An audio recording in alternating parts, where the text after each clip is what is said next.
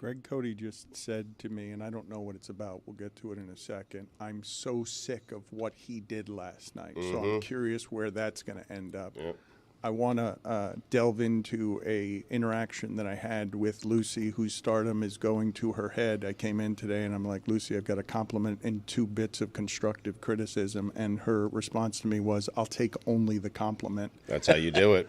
And Billy, I can't believe what I just heard, and it's where I need to start. That felt like heartfelt gratitude from Stugotz, as close as he can come to sincerity, when he just said to you right before we started, thank you for your betting advice last night. The BBBs. He was thanking you because you gave him some bets, and he went 3-0 last night, and he's just taking your Billy's Big Board bets from the award-winning God Bless Football, which is making the next stop in its American tour in Miami, the first stop that is in Miami of any kind. Thank but God. The next stop in God Bless Football's American tour is Sunday for Jets-Dolphins, where we will be gathering to enjoy football together. It's a big game, Dan. As a show. Yep, a big one.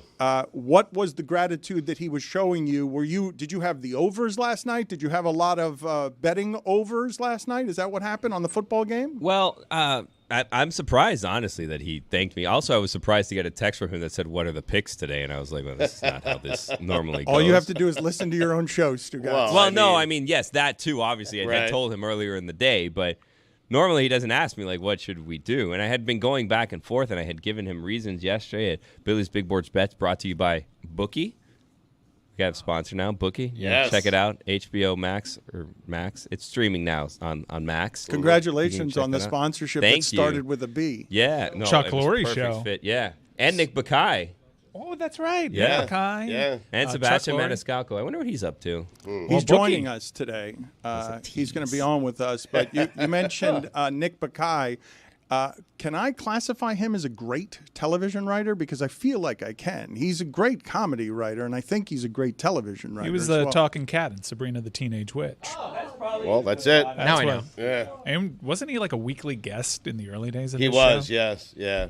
In our show? Yeah. He was on weekly. with No. us. I know- how do Yes, I he know was, that? Dan. True. Yes, he That's was. not Yes, true. he Two against was. one. He Yep. was. That's Yep. Nick Baia was Yeah. a weekly. Weekly. No, that's Yep. not right. Dan, he was. He was. I mean, I'm telling you.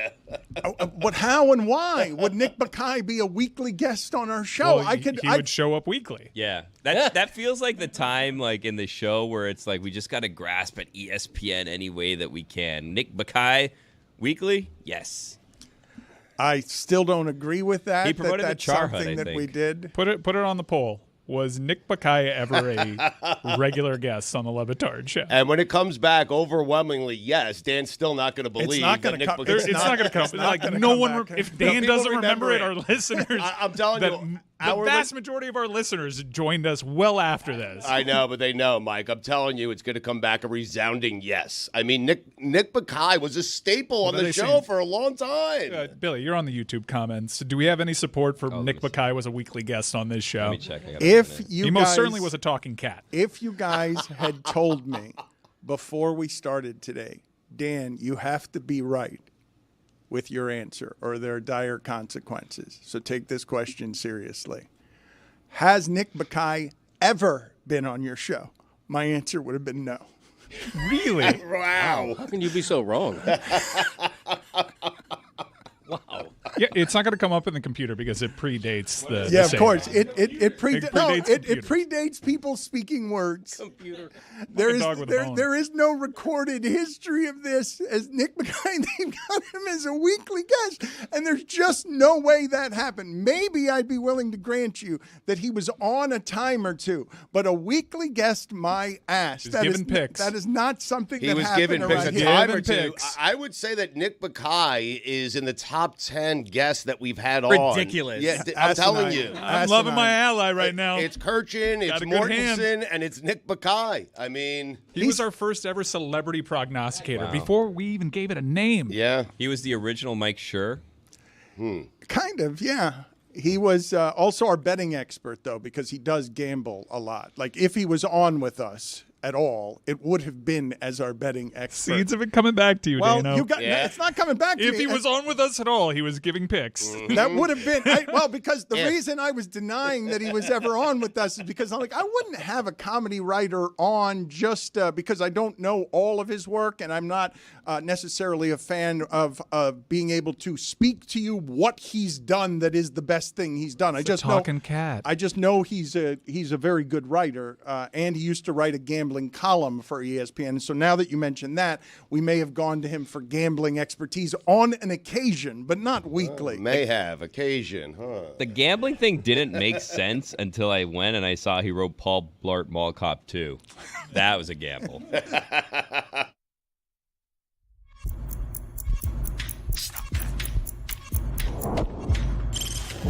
Stop that.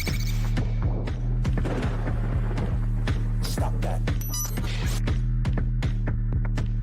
Stop that. Yeah. I hear him chat to the noise. Move too quick, can't stop for the talking. I hear him chat with the walking. Just too sharp with the prize. White girls let it tell me I'm awesome. Yeah. Hot like fire on the pan. If you wanna touch my please use caution. Cold like 0 degrees. I'm out the cage, gotta let out the beast. Revolutionary, gotta let out the streets. Locked in a cage, I'ma let out the sheets. We came for one man, forget my peace. You take the west, I'll take on the east. I'ma put him in the cage, never let out the. I hear him chat to the noise. Move too quick, can't stop for the talking. I hear him chat with the boys. Man so tough, but man's keep walking. Yeah, just too sharp with the prize. White girls, let it tell me I'm awesome. Yeah, hot like fire on the pan. If you wanna touch my please use caution. Stop that. Stop that. Stop that. I don't believe that we had a funnier moment on yesterday's show than all the time that Lucy spent with braying laughter in the face of a pepper-sprayed colleague, friend, and employee of Metal Art, Rose, who has now risen to national attention because she got pepper-sprayed during the Michigan-Ohio State game. Guys, go ahead and just put in the corner of the screen what is in the preview right now of Jameis Winston before the game being introduced. I just want to talk about Jameis Winston in a second because he's great. That whole experience last night is the Jameis experience. Everyone in the world knows you can't go full Jameis. Don't go full Jameis. That's what happens when you go full Jameis. It's going to be 4 touchdowns, 3 interceptions. It's going to be, he throws for 5,000 yards. It's 30 touchdowns, 30 interceptions. You go 7-9, 7-10. It's going to be fun, though. It's going to be entertaining. That's for sure. It is, but you're going to lose. It is amazing to see that offense look that way when you just say, screw it. Just when you just say, look, it's not going to be Deshaun Watson checking down 4-yard passes, holding the ball too long anymore. It's just Jameis is going to drop back, and he's not going to be afraid of anything. We'll get to that in just a second, though. But I have in our database some sound, I am told, that is Rose making the honking sound that she made when she was pepper sprayed yesterday. I am... It's funny, right? Give me the human being. Yes. Well, give me the entire sound. So we have some of the earlier sound that is sort of ambient noise, and explained how we got there. Because Bomani Jones, Mike Ryan now has an ally in Bomani Jones. He wants more rules. He wants to forbid flag planting throughout sports, and Mike Ryan is very pleased to have an ally here because he was feeling a little bit alone on everybody on the internet just shouting him down yesterday, saying if you don't want them to plant a flag on your field, don't let them win on your field. Or get turf. Yeah, I'm so happy that I had Bomani there because he's so much smarter than I am, and he has this brilliant way of putting it in real life terms. Like, they lose a game. What is happening afterwards is not part of the game. Yes, you have to be a good loser during the game. You also have to be a good winner after the game. And very clearly, as 22 FBS teams got involved in altercations because of stuff like this, the players don't respond well to it. It will start fights. Remove the thing that starts the fights. Here's Bomani. Everywhere where there was a flag planting, there was a tussle. Everywhere. And I'm here to say they gotta outlaw flag plant. unless fighting is allowed, you have to outlaw anything that is guaranteed to start a fight. And if you try to plant the flag, we got to fight. We all agree with that, right? If you are on the other team and you watch somebody plant the flag, are you not obligated to fight? But you don't want them to fight. And since you don't want them to fight, you got to ban the practice. Now, I have seen people make the argument that if you don't want them to plant the flag, then you should have won the game. That feels like a slippery slope. Do I have to let you holler at my girl too? I mean, you the big bad winner. You get to do whatever you want after this. There's no level of disrespect that I do not get to enforce against just because I didn't win the game? Do you get to spit in my face too? No, I didn't have the whole game to fight. We was playing a motherfucking game. We wasn't allowed to fight during the game. What are you talking about? They are not fighting because they lost the game. They are fighting because you try to play in their faces. Every single person that has ever gone to plant a flag like that, every single one of them would be down to fight if somebody planted the flag. And not only would they be down to fight if somebody planted the flag, the whole reason that they want to do it is because it is the height of disrespect. And what have I told you many times about disrespect? Disrespect will not be tolerated. Everywhere where there was... It's so obvious what he's saying in my mind. There's no greater display of unsportsmanlike behavior to me right now than planting that flag. You've just beaten a team on their own home turf, and you're going to do that? You know, you don't see that in other sports, right? When one NBA team beats another in a heated game, you don't see the winning players doing that. It's ridiculous. Well, that's because you can't get it into the court. It'll just Right. bounce. It'll Yes. just bounce right Well, back. I didn't mean flag planting exactly, but that equal of disrespect you don't see in other sports. Mike, you have a second ally. I mean, how about that? I'll go into battle, waving our flag. Greg Cody and Bomani Jones. It stands to reason, guys. I understand. Beat them in the game so you don't have to deal with that. Everybody knows the intention when someone tries to do that. It is a disrespectful act. You're trying to get one over on somebody else. These are prideful people, and to allow that, you're going to have your fans saying, don't allow that. You're going to have your entire locker room, the camaraderie of the locker room, say, you can't allow that to happen. So just take it away. It's a dumb practice. It's a fairly recent thing. Yeah, you can pick historical outliers of this happened in 1972 or whatever. This is a recent trend, and it needs to be nipped. So what do? They put a rule you're not allowed to do it because, like, I hate to tell you, there's a rule that you're not allowed to storm the field, and no one abides by that. Right. Well, that's another thing that should probably be gone to because it's percolating, and it's probably going to end up badly. Greg, forgive me, because one of the things that happens on Tuesday is you sometimes cover ground that we already covered the day before because you haven't listened to the previous day's show. So I'm going to cut you off before we get stuck in this quicksand again. I'm just going to tell you the part that I disagree with that Bomani said we all agree with, even though the numbers suggest this season that if that's the disrespect, it is going to end in a fight. We don't actually have to agree that disrespect always ends in a fight. I understand the way that we all are really precious about the culture of this sport, but it's a stupid symbolism. Like, you can take it as disrespect if you want, and it can escalate to the place that you fight. But in my experience, I'm not handling a situation like that arrives with that kind of disrespect immediately with a fight. I understand that I'm dealing with different kinds of people in a different setting, and I understand how it escalates to a fight. But I'm not agreeing with the premise that disrespect has to immediately result in a fight.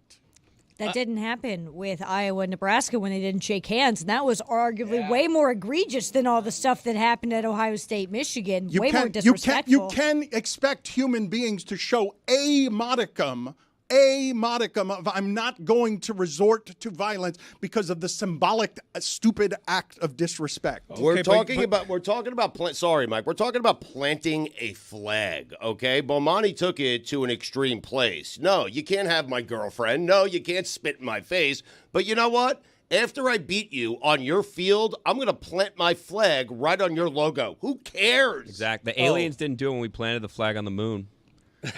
I mean, you keep saying who cares. The players obviously care. Everyone cares about it. And Dan said you can take it as disrespect. The intention is 100% to disrespect. Okay, but so let's do it this way. If we can all agree, spitting in the face, taking your husband or wife, those are greater disrespects. I'm asking you, where the hell is the line on this? Because you're telling me it's flag planting. I'm like, no, it's not. Spitting in the face? Yeah, okay, I can agree with you. I'm saying that the act as a symbol is stupid. And only in the stupidity of this particular cauldron is it going to be viewed as that kind of a disrespect. Because of everything that everyone's doing and because of all the war terminology that's around this culture, the idea of protecting the home court has to be protected with violence. It's stupid. It's not grown up. It's not adult to be super sensitive to disrespect. Why are you all of a sudden confused as to where the lines are?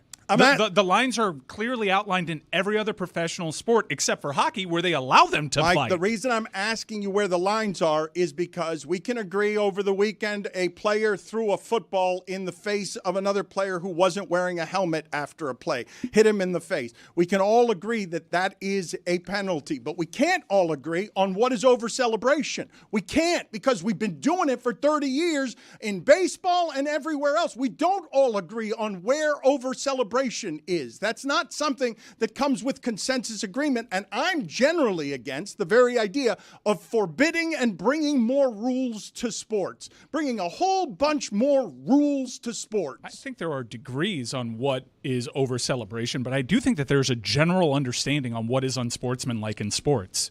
I think to suggest anything otherwise is pretty much a bad faith gambit, because we know what unsportsmanlike conduct is, generally speaking. Does it depend on which human is part of the officiating crew that day? Sometimes, but I think we know. Straw man. I don't believe it's a straw man that we all agree on what unsportsmanlike is. You love a program where people have been arguing for 30 years about whether your entire University of Miami program is unsportsmanlike, and those Miami players didn't agree with you that it was unsportsmanlike, and I'm sure the Colorado players wouldn't agree with you that everything they were doing at Oklahoma State on Saturday was unsportsmanlike, because we've gotten numb to that particular disrespect. That one's so in sports now that you can do the Kai Cenat dance last night in the end zone, and nobody's finding any of that disrespectful. Planting a flag is disrespect because you're dealing with a bunch of kids who aren't necessarily fully developed human beings. I know I wasn't when I was 18 or 19. If somebody plants a flag, I'm heartbroken right now, right? My team has just fought in its game of the year and lost a game they weren't expected to lose. And the opponent's going to do that in my face? Yeah, I might not punch him, but I'm going to grab that flag from him. It's very simple. Ban flag planting. The person who plants that flag against the rules should be suspended for the next game, and their team should have a 15-yard penalty to begin the next game. Banning it. There's no next game, though. Right. That was it. Also, like, if you're Ohio There's State, a bowl game. You have more to lose if you're Ohio State, right? Like, you could potentially get your season. Okay, congratulations, Michigan. You won the game. Also, we're going to the playoffs, and you're not, because you sucked this year, and you didn't cheat, so you didn't win this year. But they could get themselves hurt. They could get themselves suspended. Like, I understand that it's disrespectful, but, like, you kind of need to try to have somewhat of a level head, which is hard to do in a rivalry game when you're young and the adrenaline is going. But, like, you have more to lose if you're Ohio State than Michigan in that spot.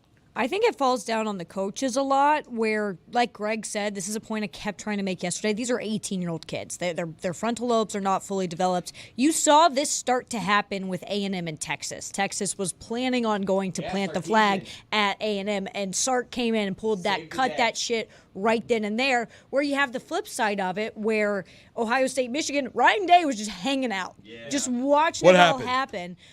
He was stunned in his defense. He was definitely in shock, his own fault. But I do think that, like, you shouldn't be fighting. We don't want you to fight, but we're holding these 18-year-olds to judgment that they don't have quite yet, because we were all dumbasses when we were 18, except for me. I've always been smart and brilliant and perfect. But is it fair to posit that, okay, it's on the players to not be so hot-headed and be able to take that. It's on the coaches to wrangle them. But the inconsistency here for me is it's all on the program to police it themselves when you don't have the governing authority doing anything about it. So I would suggest have that rule there too. Are people going to break that rule? Probably. Will it lead to fights? Yes. Will it lead to 22 in a weekend? Probably not. Bold of you to think college football has a governing authority. Well, this is the thing, though, that you guys are doing that is super interesting to me, even as, and I will say this part again from yesterday, I understand that we don't want the escalation into a fight where someone actually gets hurt. I have, however, been consistent in the idea of the games, to me, are more fun and more fun to watch when I've got people clucking at the television about wanting more respect with their games, with their behavior, more respect. I want more respect on the game.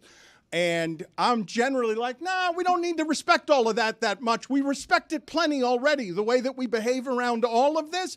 And I buck on the idea of we're all aghast watching our television and all of us are like, ooh, that was disrespectful what they did there, because it's all meant to be entertainment, and you can control both your players and your temper. Like, they have discipline, these athletes, in a lot of other realms. Like we're saying, we're infantilizing them by making them children, but they're asked to be disciplined in a lot of other ways, and in this way they can't be asked to be disciplined. Why are we making them all children? Will Howard is 23 years old. He's 23. There are 25-year-olds playing college football right now. Yeah. That's not like the majority of players. Most a players lot. are younger. They're not all 18 and 19 either, though. Again, I mean, we're watching professional sports now, and you're watching professional entertainment. That's what college football is, with a governing body that is weak and trying to figure out the rules as it goes along. So just to be clear, we're trying to establish a line of where disrespect is in terms of planting a flag or not, and then an additional line to figure out at what age they're no longer children and they are fully formed adults,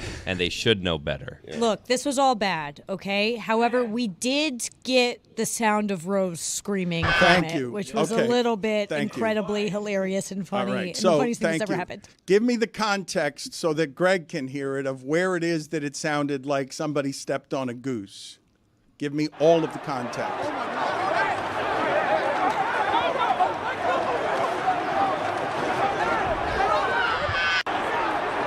That is Rose at the bottom of the scrum. Lucy, I don't think it's right the way that you continue to laugh. I think that's disrespectful. I don't care. I know. Yeah, there you go. We have a different definition of disrespect there, and you don't care. And I just planted my flag on you laughing at your friend is disrespectful, and you don't care. Well, it's that's going to lead to a disrespectful. fight. I mean, okay, I get it. You're the dice man. You're in your cool jacket, and you're saying, I like the disrespect, and I like this within the game. I get it, but I you didn't should- say that. I mean, I didn't say that. why'd you make him the dice man? because he's trying to be the dice man. Yeah. Like, let's have some fights. We like this stuff, and I'm lame by comparison. You can't reach, huh? It is completely within the realm of possibility that one of these things is going to happen again while there are fans on the field. And you're going to also ask for innocent bystanders that are rushing the field to also keep a level head. And there's going to be a really ugly situation that is going to mortify everybody. It's going to lead the Today Show, and everything is going to be removed. I love that college football and college athletics gets to do things differently, gets to occupy a space in sports, in global sports, that no one else does. And I think if you just take away the flag planting, the benefits outweigh the negatives, because we get to keep all these wonderful traditions and avoid a really ugly scene where there's an overcorrection. You make it sound like we're going to lead the Today Show as a bad thing, and I just sort of disagree. Well, with Dan, your there's going to be premise. helmet swingings, violence, possibly death. Okay, like you're gonna have people swinging helmets, and you're gonna have fans on the This field. is why you sound like Judd Apatow after Chris Rock got slapped. But- Possibly death. Let's say you have a flag planting, and you have a Myles Garrett situation, and you also have 18-year-old college students rushing the field. That shit can get out of hand. Mob mentality. It's a bad situation, and the seeds of it are, after we finish playing this fun little game, we're going to disrespect you. And at the height of emotion and physically drained, it's a human reaction. Not everybody's going to be aligned. There's about 80 guys on this roster. One of them is going to take offense to someone else intentionally disrespecting them. The reason and it can that spiral. America is in the place it is right now in terms of divisions, almost more than any other, is someone's going to take offense. And then the person who's offended that person is saying, that's not offensive to me. It's only offensive to you. You're taking away my freedom. But let me say, it's bullshit to tell a player to not be offended when the seeds are universally, I'm here to disrespect you with this act.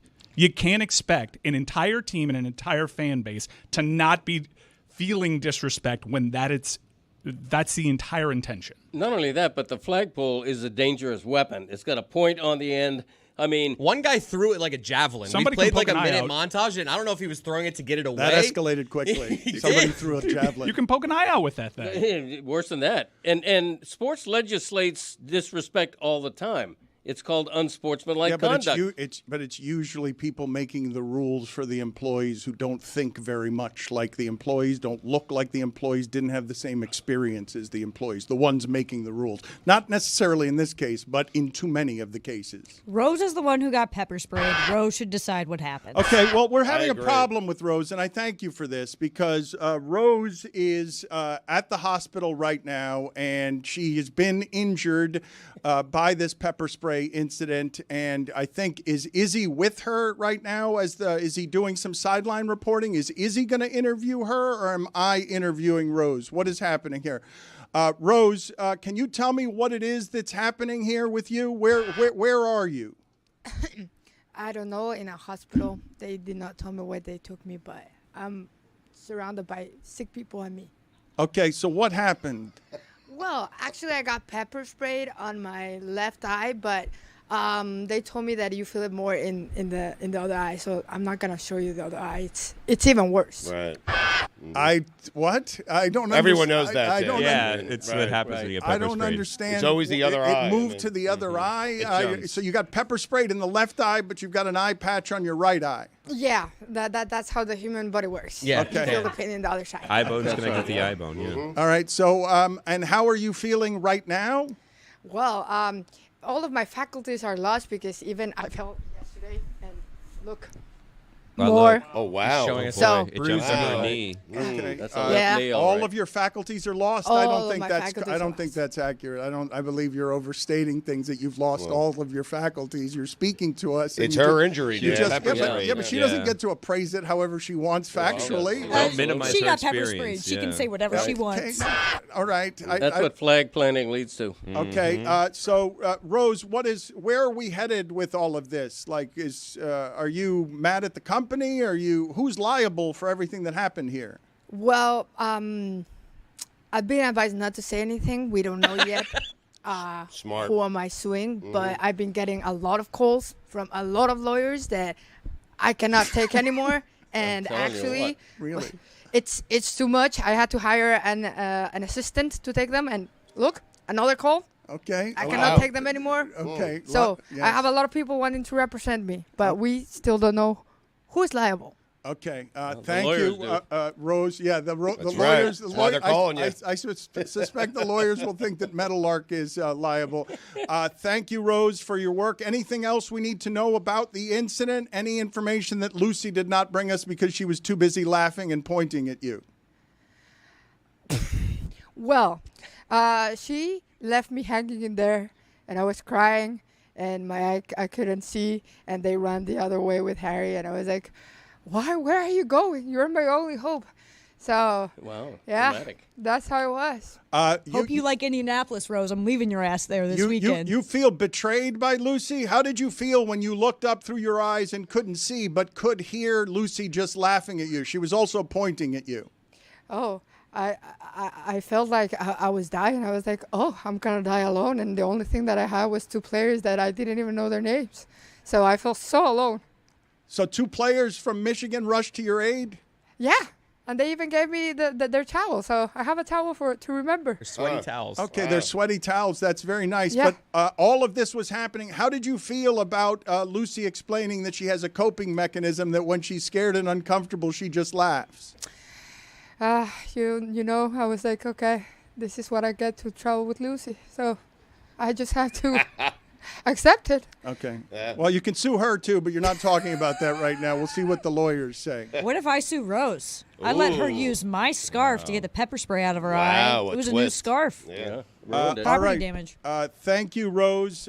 Get out to wherever it is that Tony is. We have to check in with him for the top 5. can't. We're going to No, keep you she lost her working. faculties. My eyes. In the hospital. Yeah, My eyes are the You're only putting her to thing work. I need to work, I and know. Is that a faculty? I don't have them anymore. I know, but we need to get you over to where it is that Tony is. So get out of that hospital, check yourself out, pull the wires out of your arms, and get over and produce Tony wherever he is, please. Thank you.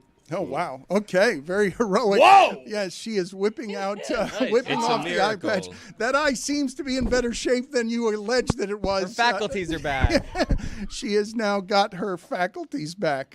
What happened to Izzy? I mean, I thought that Izzy was going to be the sideline reporter on that. I don't know what happened I there. think everyone needs to just relax. You know what? Let's go to a different place right now. I want to go to a beach. Everyone shut your eyes. Let's just, hey, just relax. Just relax. The gulls are chirping. Let's just, all right, we're good now. thank you. Thank you for that. Yes. Very calming. Do you have any other sound that can get us a bit of a sorbet? We All right, do- you know what? Let's relax. You know what? Let's all start our car in the rain.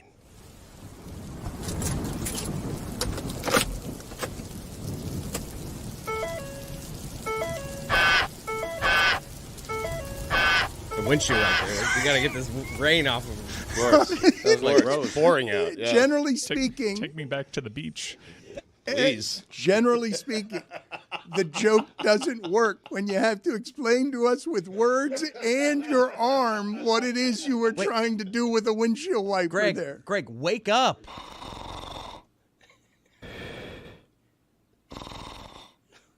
Is that calming? Oh, turn that alarm off. All right. Back to you I thought guys. those were the windshield wipers. Starting a car is calming? Could blow up on you. Back to the beach. Let's go back to the beach and the only one of those 3 that worked. I don't know what kind of judgment you I got were one using. more. Oh my God. I want to hear. I mean, there's Our- a traffic. There's so much traffic today.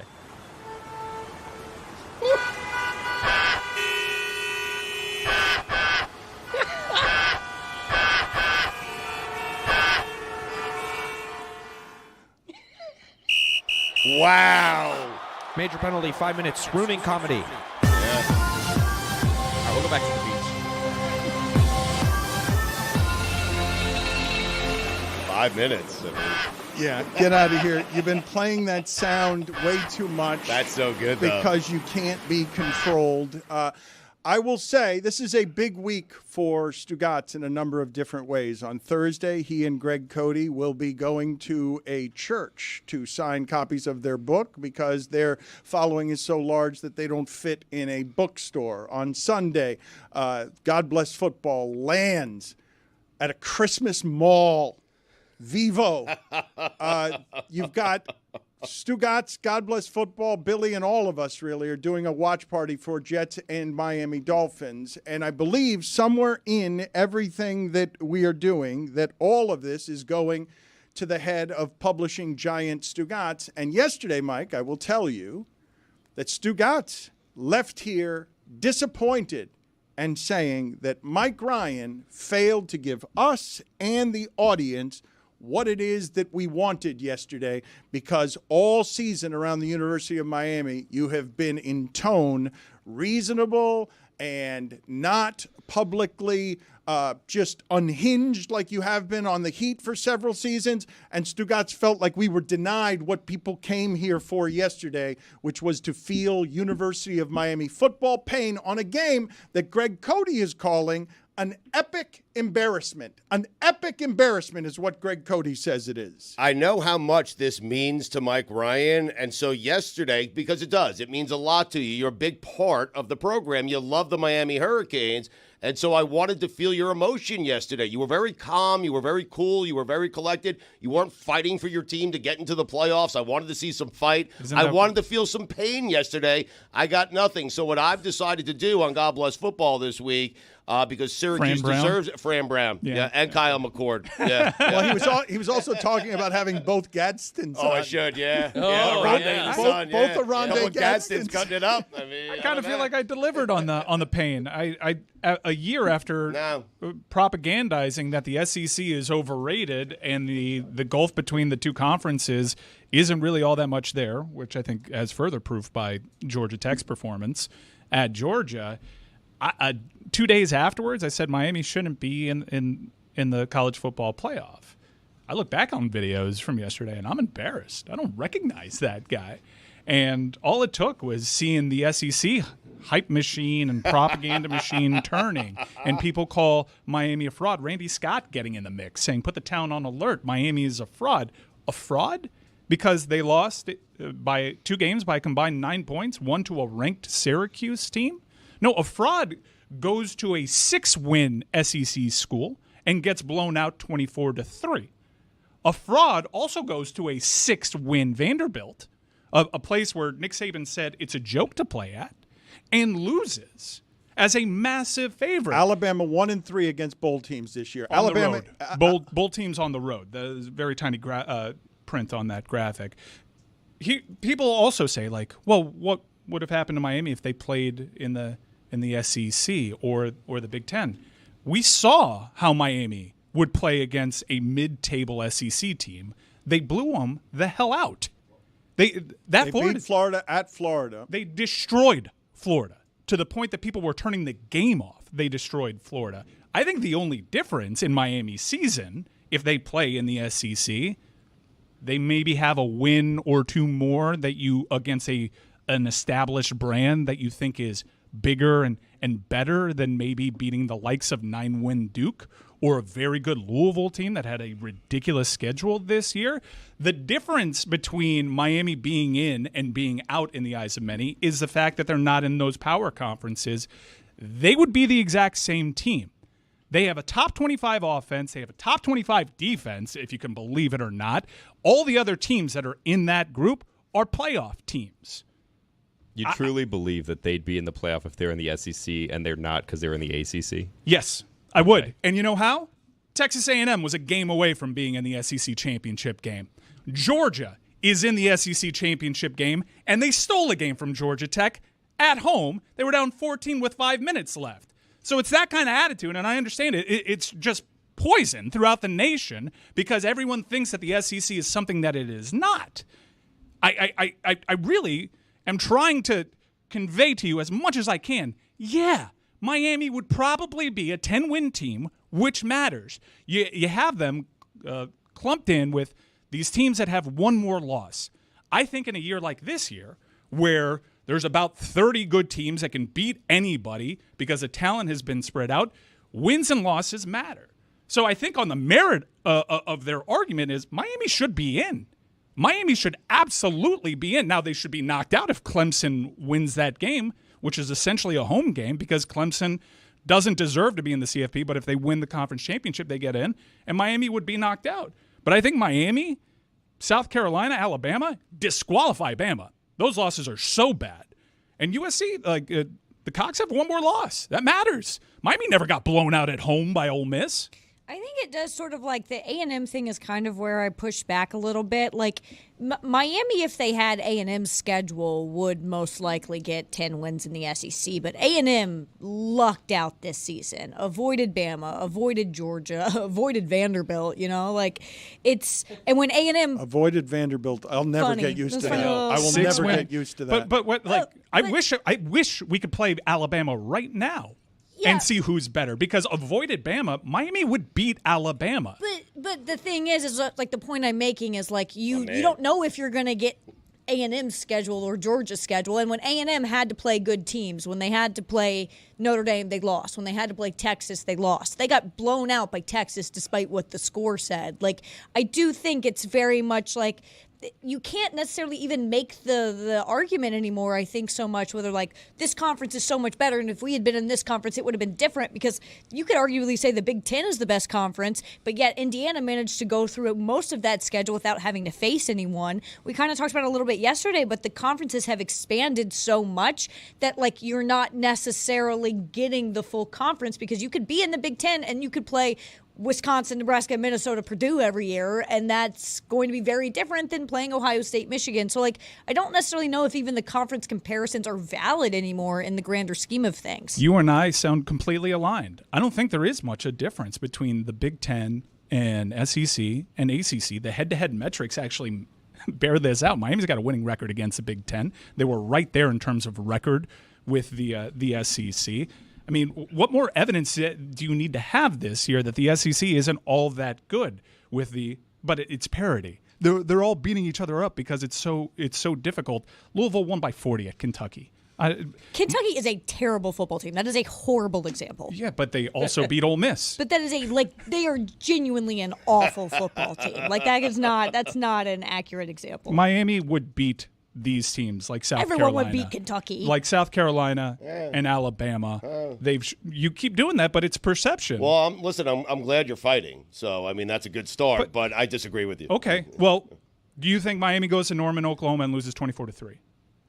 It was 24-7. Greg, you've been wanting to get in here for a while. You can't equivocate the frustration Miami Hurricanes fans should be feeling right now. It was an epic embarrassment Saturday because they blew a 21-0 lead when they had everything to play for. It's an epic disappointment because it shades of 2017 when they were ranked number 2 for a minute and then had a terrible end to the season. Right now they're 9-0. They're ranked number 6. They're in the driver's seat.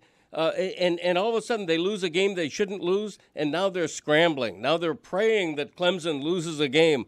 It's just an epic failure toward the end of what was a pretty glorious season. I totally understand your argument here, especially in the sense that I do think conferences have leveled out a little bit more, but also at the same time, Miami avoided playing the 2 best teams in the ACC. They didn't play SMU and they didn't play Clemson, and they still lost 2 games. They lost 2 out of their last 3 games. You cannot do that if you want to make the college football playoff. I'm not making an argument that Alabama should be there. I don't want Alabama to be there.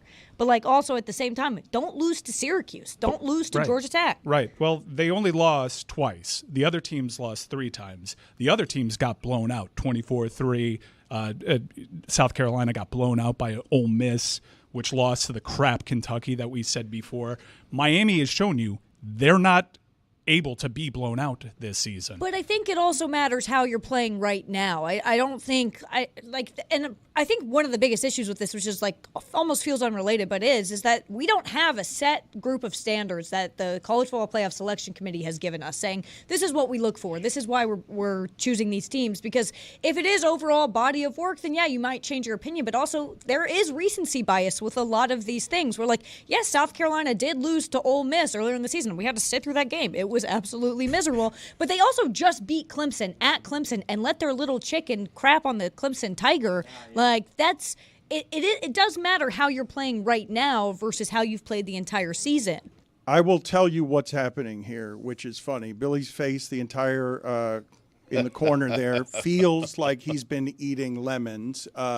This entire conversation, tremendous for college football. They don't want this to ever end. They don't want a clarity. They don't want something that is actually less nebulous than this, because this is the most profitable way to do it. We're going to get sad with Army-Navy here because there's going to be a month of no college football, and then the Bulls are going to come back, and arguing is a bigger sport in America right now than college football. Just arguing is a bigger sport. And what has happened here to Mike from yesterday to today, yesterday when he's saying they don't deserve to be in, today saying they deserve to be in, is because what has officially begun now is the real season for how do I get into this bowl game. Everybody trying to formulate the argument, because you know what they've turned college football into? Debate. Yes. It's debate television. Always has been. Here's how you get in. Don't lose to Syracuse. That would have Okay, guaranteed it, but they had a Mike, 40. But they hold had up, teams can lose an extra game. No. Lucy's point is that they lost 2 of their last 3. They lost 2 of their last 3 to good teams. Right. Georgia Tech's a good football team. They were without their 2 top quarterbacks for Right. like 3 weeks. I know. That's a good football team. Yep. Syracuse is ranked. Okay, it's not Oklahoma. It's not Vanderbilt. Right. It's not getting blown out.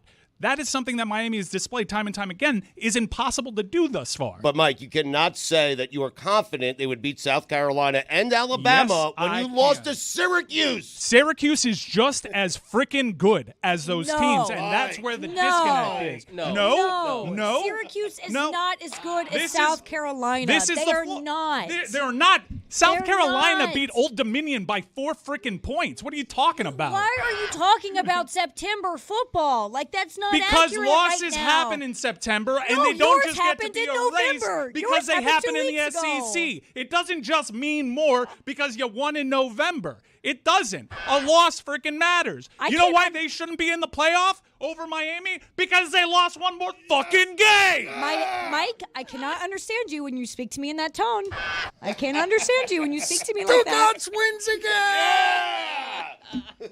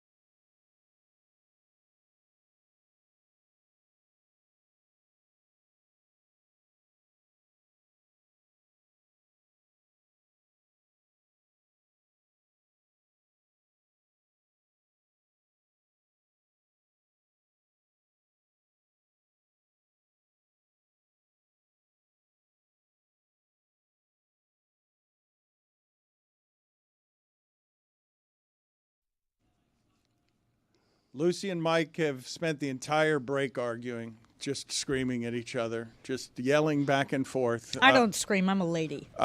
Billy, you've been in a corner with opinions. I tried to walk over there and get coffee. The screaming followed me, and then tried to walk and hide in the bed. Just you can't get away from it.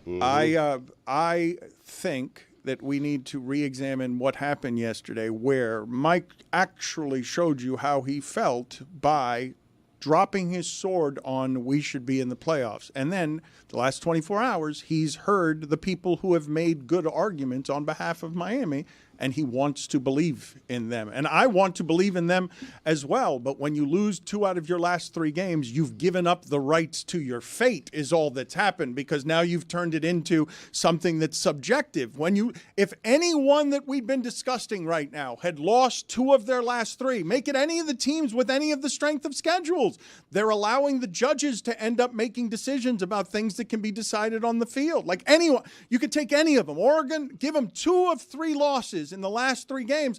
That is a hard thing to argue on behalf of. That has the momentum. Even if you argue close games on the road, teams that are better than we think they are. If I put 2 of those 3 losses at the beginning of the season, I'm thinking Miami might be in the playoffs right now. Yeah, and I also think it's fair to note that Georgia Tech and Syracuse are pretty good teams. They're not great teams. Miami was favored by double digits in both those games. The Tech line might have gone down to 9.5 by kickoff. Definitely double-digit favorites against Syracuse at Syracuse. So these are losses you really can't excuse coming at a point in the season when they did. Billy, did you want to say anything that wasn't able to get out because Lucy and Mike had spent the last 15 minutes yelling at each other? No, I'm worried about Nick Baia. I'm still trying to get closure on that situation. I mean, some, devil's advocate, some could point out, like, the Cal game wasn't very good. It didn't really blow out anybody the entire season. Like, what's the big win? But, like, not me. I'm worried about Nick Baia. Louisville's a big win. Louisville's a good win to win that game on the road. That was, I think 3 straight. That was a third of 3 straight games where we saw, a cameo by Miami's MVP of this season, the Heisman Trophy, the ACC review room. By the way, I've been driving down the expressway, and I've seen all these Cam Ward billboards up now. Have you guys seen it? They're like, they started a campaign to get him a Heisman. I mean, some would argue the campaign would be give him the ball when the game's on the line, and then he could win the Heisman instead of putting up all these billboards. But trust your quarterback. I've seen, like, I'm telling you, no less than 6 billboards. So they're going all out. Yeah, at least on my route. He's getting wined and dined in Miami too. I have been to a couple of restaurants recently where people have gone out of their way to whisper and tell me what a big star he is that he was in recently. Like he's getting the best parts of Miami. I feel like, and I don't know, right, how you would run this if you're, like, running a campaign to win him for Heisman. But, like, I would just find out who in town, because, like, me seeing it does nothing. I don't have a Heisman vote. You have a Heisman vote, right? Your dad, I believe, still has a Heisman vote. No, he gave it up, and I told him he shouldn't have. Why? Yeah. Well, because he said when he retired from television, he didn't deserve to have a Heisman vote. I mean, when he was on television, he didn't deserve to have a Heisman vote. So what difference does it make, if we're going to be honest? So who else in this town has a Heisman vote? Because, like, I wouldn't just be putting up random billboards. I would just figure out who has Heisman votes, and I'd be putting billboards up right in front of their houses. It's all recruiting. It all comes down to recruiting. Like, come to Miami, you have a good season. First off, you can totally change the trajectory of your career. You can go from someone who's borderline undrafted to someone who is top 3 in terms of betting lines to be the number 1 overall pick. You come to Miami, transform your career, and we'll give you all the billboards and pump you up and make you feel great and make you feel like the star that you are because you made that choice. That's the same pitch Iowa gives to punters. Same one. Cam Ward was a 5th-round pick projection before coming here, correct? I think so, yeah. Do you think 20-year-olds care about having their face on a billboard? Yes. I mean, Yes. Dan Absolutely. Really? Big time. Yeah. Really? Yeah. Of Why? course. Oh, my God. Why wouldn't they? Really? It'd be so cool. They care. Everybody cares. Yeah. Everyone likes their ego stroke, dude. I'm guessing 20-year-olds have no idea what billboards are. I think what the argument that Frontal lobes. What does that even mean?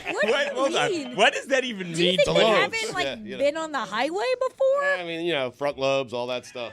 I think what Stugotz is trying to say there, and on this part, he's not particularly wrong. Once upon a time, it was a big deal for any kind of athlete to have to set aside 6 to 8 hours of their day to do a photo shoot for Sports Illustrated. That day no longer exists. A 20-year-old might not be inclined, Shedeur Sanders might not be inclined to give 8 hours of his day to be on a magazine cover because it doesn't matter anymore. What Stugotz is asking you guys is, does a billboard still matter in the currency of young people today? Does it have the value that it did to people like us? Back when Stugotz was putting up billboards with my face on them, and we put cardboard birds shitting on that face, and everyone who was driving through South Florida thought that somebody needed to clean up that billboard because they didn't know that they were plastic birds. Greg, I don't know if you have a back in my day today, but I feel like billboards, right for the picking, because billboards used to mean something. Right. Digital billboards really killed the billboard. Oh, yeah. Because before you had to commit. I want to pay this price, and I'm committing to a month of this message being on this billboard. Someone has to go out there. They have to get, like, whatever that instrument is where they go and they kind of, like, push it up. It looks kind of like a paint roller, but it's not. It's like individual paper hanging. thing. Exactly right. Now, 5 seconds to the next, the message on the billboard constantly changing. There's nothing more frustrating than when I'm driving. You know, I'm going fast enough as is where you got to look quick at a billboard. And it changes in the middle of me seeing it. You see something you're intrigued by, and you're like, oh, what's this? And then it goes away, and you're like, hopefully it comes back before I pass it, and you pass it. Do you slow down?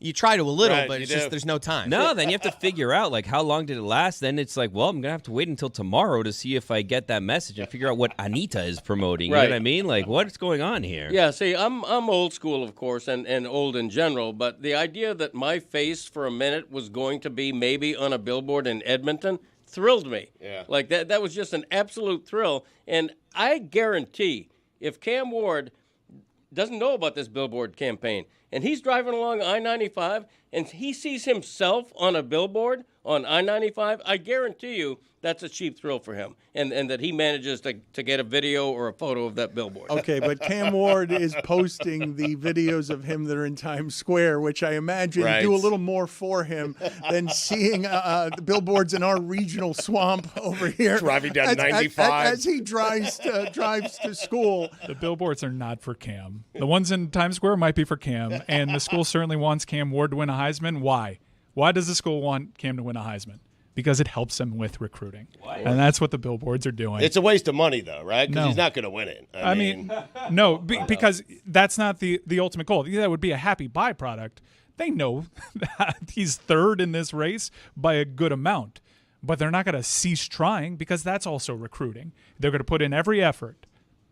Let's go out here to Tony, who I see is waterside near the Ferris wheel over there. Yep. South Florida is beautiful this time of year. It really is. Like, you cannot do better weather-wise than what Tony is right now presently standing in. This is our winter.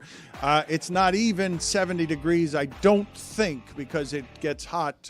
It gets hotter over the course of the day because I think today was the coldest day of the year.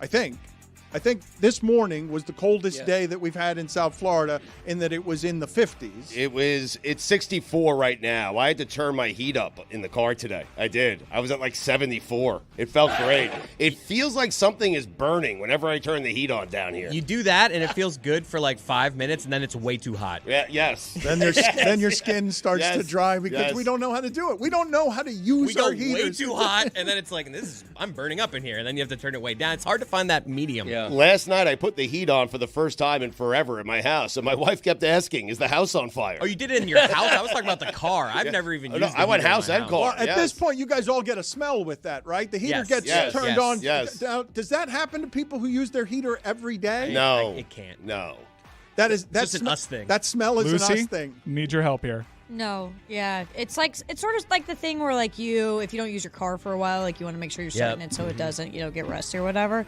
Yeah, these are you all problems. Yesterday I had a t-shirt on and somebody stopped me to be like, hey, do you need to go get a jacket or something? And I was like, it's okay. It's really chill. And it was like 63 degrees or something.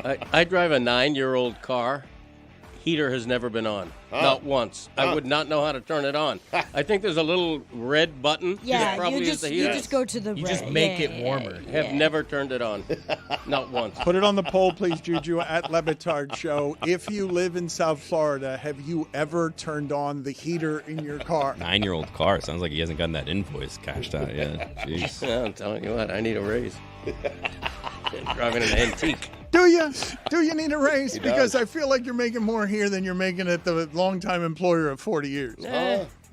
You know, when I was driving my first car, my car was so old that I looked into how old does a car need to be to get one of those classic license plates. It was by no means a classic. It was a Honda Civic. It was just a very old car.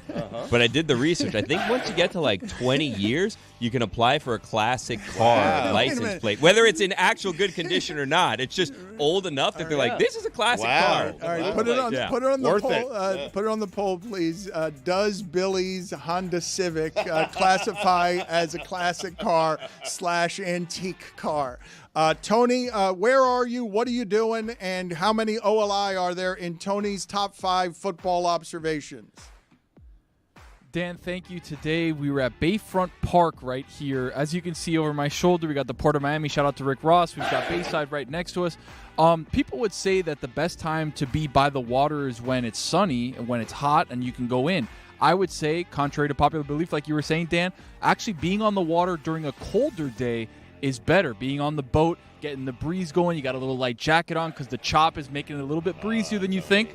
That's the best time to be. I'm going to give you that one for free. That's a Tony's top 5. That's fine. That's an observation I didn't want and didn't ask for. Thank you for free. We got our money's worth on that one. Let's go OLI. These are the ones he gets paid for. These are the ones that are lucrative, the ones that are expensive. I have some sad news for you, Greg. I was looking it up. They've changed it. Now your car needs to be 30 years old to be an antique or a classic. Yeah. So Form 83045. So you're telling me that my 1989 AMC Spirit would classify as an antique. That's what you're saying. 89? Yeah. Yeah, Okay. it would. It just has to be 30 years old. Whether it's a clunk or not doesn't matter. It's crazy to think that if you're driving a 1995 car, it's an antique. Yeah. It's insane. Put that on the poll, Juju, at Le Batard Show. If you're driving a 1995 car, is that an antique? There's also like a fine line, right? Like you could just have like a junk car that's 30 years old, and like if it's 18 years old and it's a junk car, people scoff at you. But if it's like a junk 30-year-old car because you held on for 12 extra years, you've done nothing, you just tell people, yeah, no, I'm fixing it up. And they're like, yeah, that makes sense. That's why it's in such bad condition. Tony, outside looking in, how many you got? Speaking of lucrative, Dan, Tony's Top 5 is presented by DoorDash. Get all your game day faves delivered. Head to DraftKings.com/DoorDash to play for free. Restrictions apply. Void where prohibited. We start off only one OLI this week after the free one I gave you about being on the water is nicer when it's cold. Yeah, that was nice of you. I don't want to. That was the first OLI. That was the first. This is the second and last. I don't want to talk about it, but the Ravens need to quietly let go of their Hall of Fame kicker. Mark my words, it's going to cost them in the playoffs. Wow, you can't let go of him quietly? Yeah. That's not – you think he can do that quietly? Can they do that quietly?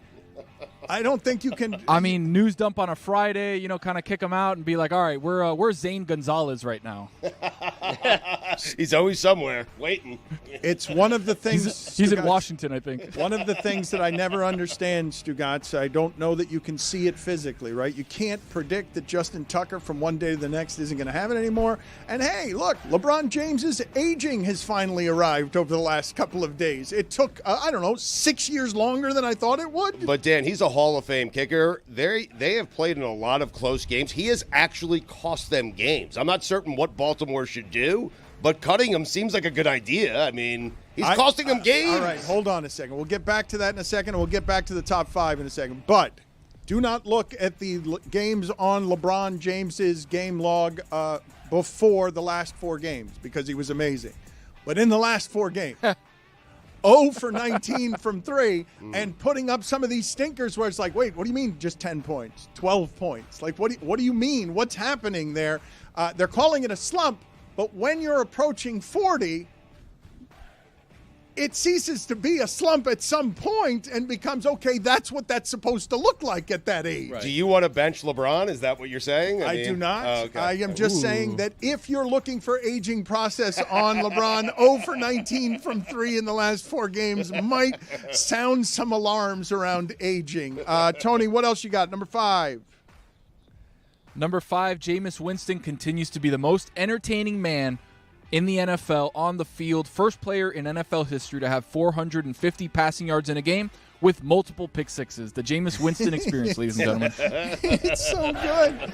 It is so good. Like, that game last night went exactly how you would want it to go if you needed to be reminded you cannot trust your franchise to what happens there. That's coaching, right? Like, that's on Stefanski. You need to coach your guys to know Jameis is going to throw an interception. We need to tackle. Like, don't allow them to score a touchdown because Jameis is going to do it. You teach your receivers to tackle. All right, put it on the poll, please, at Le Batard Show. Is the solution for the Browns to teach their receivers to tackle better so we can all get more Jameis? Number 4. Number 4, Dan, 3 teams in the NFC North with 9+ wins, and if the season ended today, all of them would be in the playoffs. But I've got something to report. I know you haven't looked at the schedule for next week.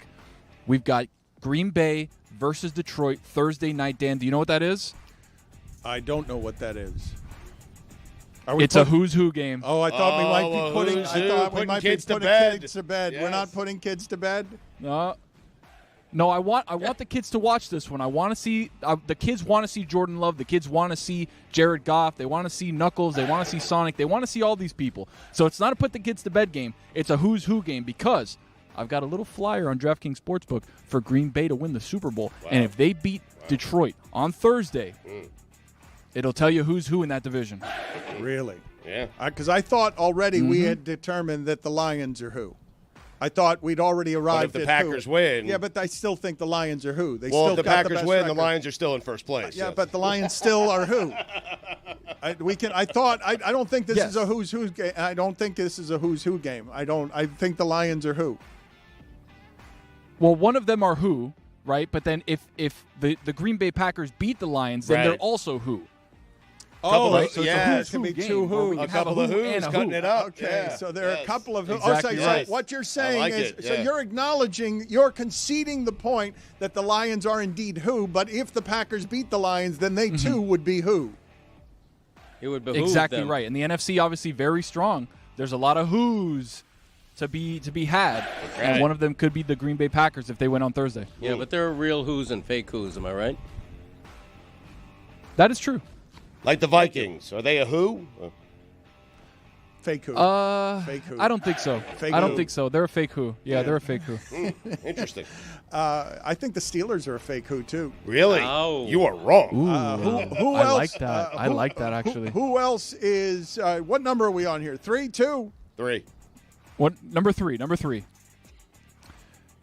The Chiefs can't keep getting away with this, Dan. I agree. I know you guys talked about it yesterday, how they may be the worst 11-win team in history, the worst 11-1 team win in history, but the way that they're winning their games, something's up there, and I don't like it, and they can't keep getting away with it. What? Stugotz minor penalty, 2 minutes for Chiefs talk. I didn't say a word. You made a sound. I made a sound. You made a sound. You made a sound. You made a sound. I did make a sound. You made a sound. I did make a sound. They There can't was a deny it. sound. There, 2 you didn't minutes for say making a sound. you didn't say a word, but you did make a sound. You're not allowed to talk around the Chiefs. No sounds from you. Number 2, Tony. Number 2, Dan, speaking of who's, I think this is a real who. The Eagles feel like legit Super Bowl contenders. I believe everyone agrees with that.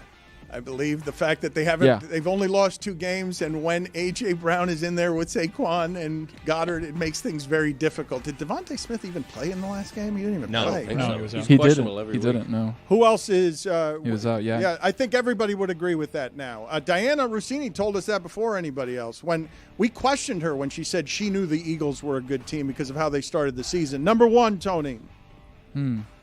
Number 1, Dan, I'm very sad to report this, and it's going to be a shock coming from me. But I'm also declaring it over. for Kirk Cousins in Atlanta. Whoa! I know. I've been the biggest proponent and biggest champion for Kirk Cousins, probably in media history. I still think the last 2 minutes of a game, he's still a Hall of Famer. But right after this game, I had to throw up the shoe on the power line and be like, you know what?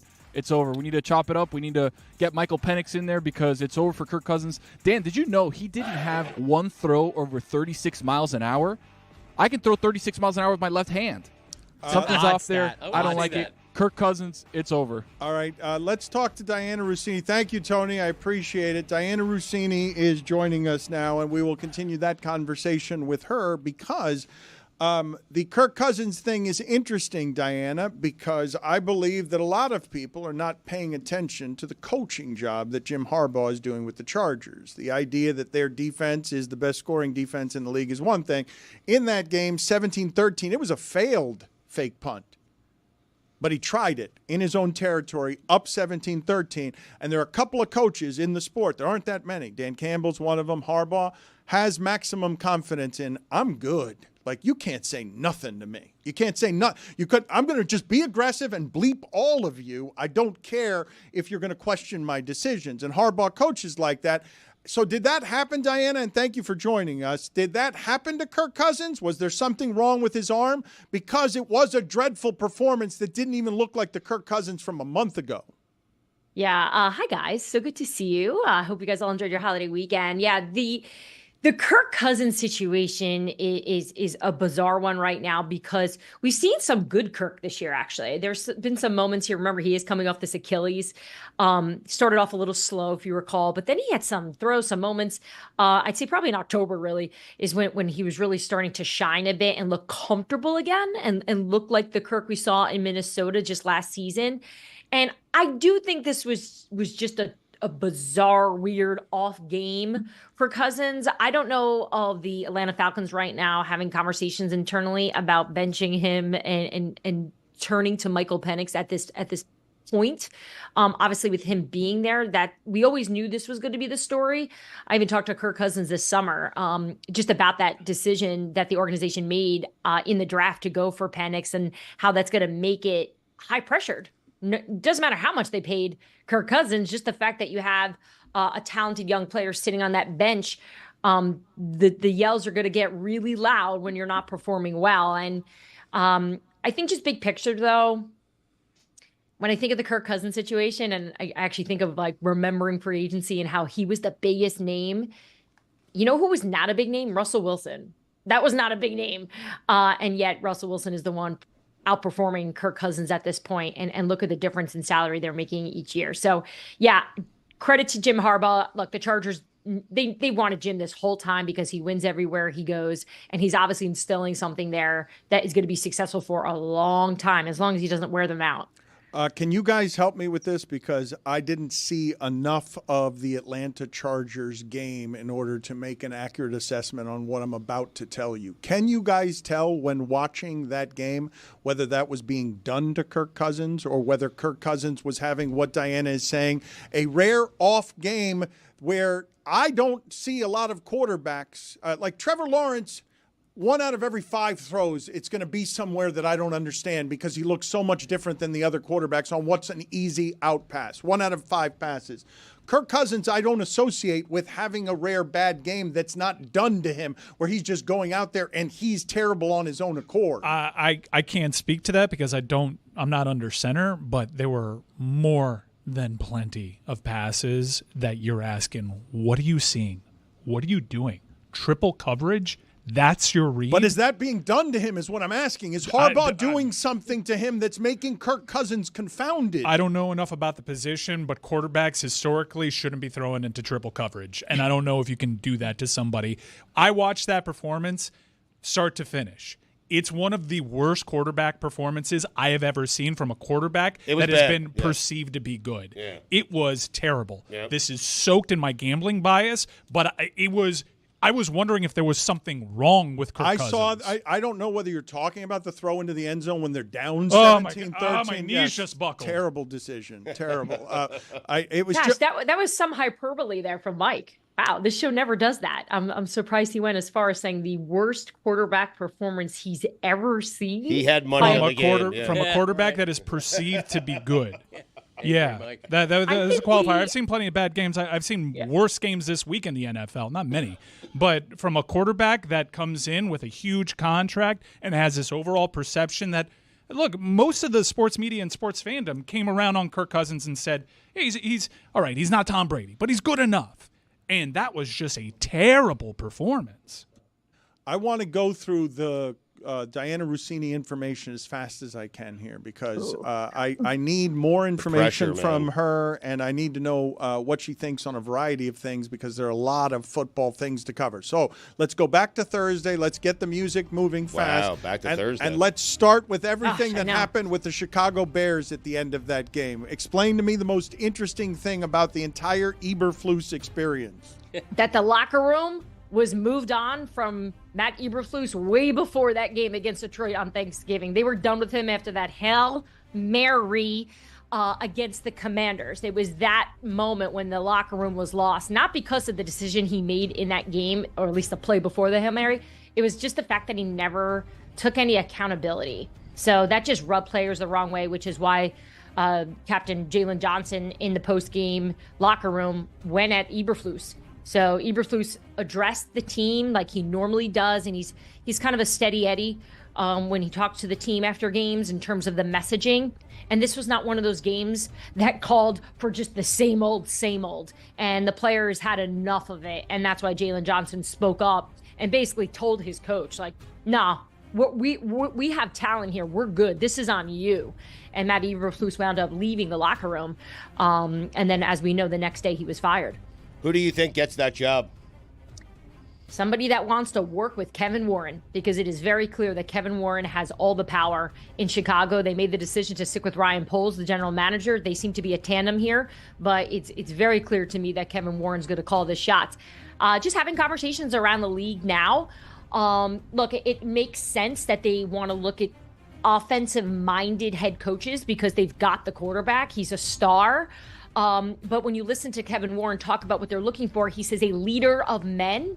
I would like more details. I don't know what that means. But I think we all can assume that's a Dan Campbell type, a Mike Tomlin type, a Jim Harbaugh type, guys that just have a very clear understanding and confidence to what they do. So I'm not sure if Chicago's going to go all in on offensive minded or perhaps pick the culture changer. I'm going to need you to speed all this up a little bit, but would you agree with I'm talking so fast. Would you agree with this assessment? Would you agree that the Bears are the best bad team not named the Bengals? That the Bears are a good team, that they've lost a bunch of games in freaky close fashion? That's a great job. It is. It is a good job, and Kevin Warren said that in his press conference. This is the job that everyone's going to want. I don't necessarily believe that, though. I get it. I think on paper, when you look at that team, everything about it, the storied history, their cap for next year is $80 million plus. They've got the quarterback, they've got some players, they've got the foundational pieces there. It's really going to come down to who wants to work with them, and that may not be the formula that head coaches that are going to have options are going to want. So we'll see who's going to be the one. The Ben Johnson, Detroit's offensive coordinator, is the big name that everyone's talking about in terms of going to Chicago because he's proved that he knows what he's doing and probably can get the most out of Caleb. Diana, the evolution in the Aaron Rodgers saga and soap opera seems to be that they might, or they're considering maybe benching him. Can you ever see that happening? I can't. Yeah. Hi, Greg. Thanks for not speeding me up. Talk slowly, because we're not. We got to speed it up. I like that. Let's go. We got to speed it up. Well, I think. Yeah. That the Jets have a difficult decision to make here because, look, this is a future Hall of Famer. This is Aaron Rodgers. This isn't some random quarterback who has started for you for just a year and, you don't really care and you don't care about his legacy. This is not as simple as just, look, this isn't working. We all know what the situation is, right? Just watching. this is over. Aaron Rodgers isn't going to play for the Jets. The Jets aren't going to want Aaron Rodgers back. This is headed to a divorce. But this time in between is going to be, I think, sensitive, because how do you handle a Hall of Fame quarterback? You don't just bench Aaron Rodgers, even though they've discussed it before. Is it going to be an injury situation? Are they going to put him on IR? He says he's healthy. And then you got to look at his contract, right? They're not going to want to be on the hook to have to pay him anything if he gets hurt.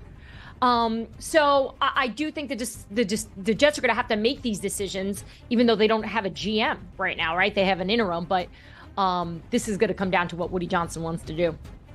What'd you make? You reported it today. Jacksonville, the safety, I can't remember his name. I apologize. He got a 3-game suspension. Not Jacksonville, the guy who hit Trevor Texans. Lawrence. Yeah. Disease. Yep. 3 games. Was that excessive? Do you think that was right? What do you? Yeah. Yeah. I think that's a lot. Yes. I checked it twice actually when I got the email from the league.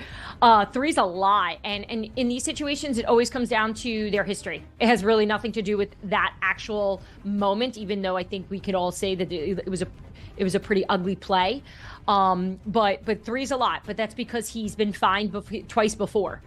So that's how the league made that decision. But 3 games, that's tough for the Houston Texans team that is really trying to bounce here with a few games left, knowing that they really have not hit their stride this year. A lot of times when people are talking about the perfect season Dolphins of 1972, they do not say that is the best team ever, even though, as Benny from Fort Lauderdale said, they won all their games in the regular season and the postseason. It is not considered by a lot of people the best team of all time, even though it has the best record. The Kansas City Chiefs are the blank best team in football. They've got the best record. I do not believe that they are one of the top 2 teams in football.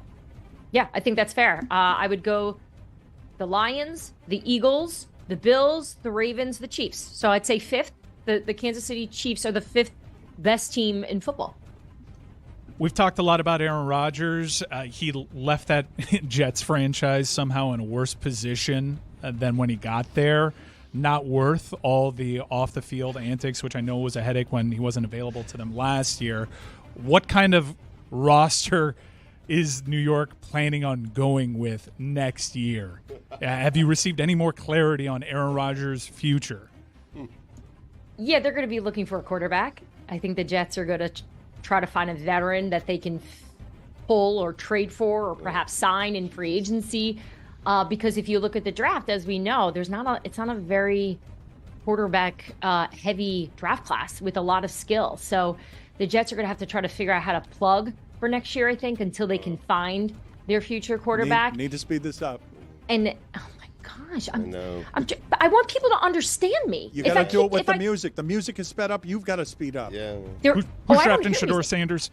Wait, did you guys turn the music off for me this time? Thank you so much. No. Okay, so I think Who's drafting Shedeur? Aaron Rodgers is not done playing football. I think Aaron Rodgers wants to continue playing football. We just have to figure out where he's going to play next. He's going to probably not want to finish out his entire career with the New York Jets blemish on him. He's going to want to succeed under probably a really good coach with a roster that's already built. So we'll see where he goes. But for the New York Jets, they've got to find a GM, a head coach, and a quarterback, and they have a lot on their plate. And now Woody Johnson was not named Donald Trump's ambassador of the UK. So Woody Johnson could perhaps be around the New York Jets for a longer period of time than we expected, because we were expecting his brother, to Christopher Johnson, to take over and make a lot of these decisions, but that's not going to be the case now that Woody Johnson's going to be part of it. Excellent. Nice. Wow. Did Russell Wilson work out too well for the Steelers? What do they do I think it with worked out real too well. I don't think they really had any hope for him. I think they were like, let's just roll the die and see how this works out. But then Arthur Smith came in here. He's a great play caller. He's getting the best out of Russell Wilson. The locker room is embracing him. The moonballs, the run game, they're doing everything the Pittsburgh Steelers likes to do it. And Arthur Smith, that's the kind of offense he calls. So this has worked out perfect. It's been a great marriage. But let's not forget, Mike Tomlin was on an island a couple of weeks in when they wanted to make the switch from Justin Fields to Russell Wilson. And look what he is doing. Mike Tomlin, Coach of the Year. Okay, but what do they do with him next year? Do they pay him, or do they then need to find another quarterback? You stick with Russell Wilson. How much do they pay him? I don't know how much at this point. I mean, a deal that like a Geno Smith type of deal, something reasonable. You're not blowing the bank out for Russell Wilson, but he's proved that he can figure this out, that he can run this system, and this has been the best option that this team has had since Ben Roethlisberger. Excellent work. Did you see how much better you were at it So at the end? Did you see how much better you got at it? We need to keep pushing and prodding you. Who's drafting Shedeur? It was ridiculous. Who's drafting Shedeur? Who's drafting Who's drafting Shedeur? And possibly his entire family. Who's drafting Shedeur? Horrible. This was the worst segment I've ever Harbaugh? done. Who's Harbaugh? Harbaugh. Harbaugh's drafting Shador. Who's drafting Shador? The Raiders. Wow. Wow. Aggregate her. There it is. We'll Deion prime. Sanders is going to the Raiders. They could use a coach. The whole thing goes to the Raiders. Make sure to aggregate her. She loves when that happens. People yell and scream about her every opinion. Yeah, Good to see Mary. you. Good to see you, Diana. Did you see Schefter do the Hail Mary? The Hail Mary.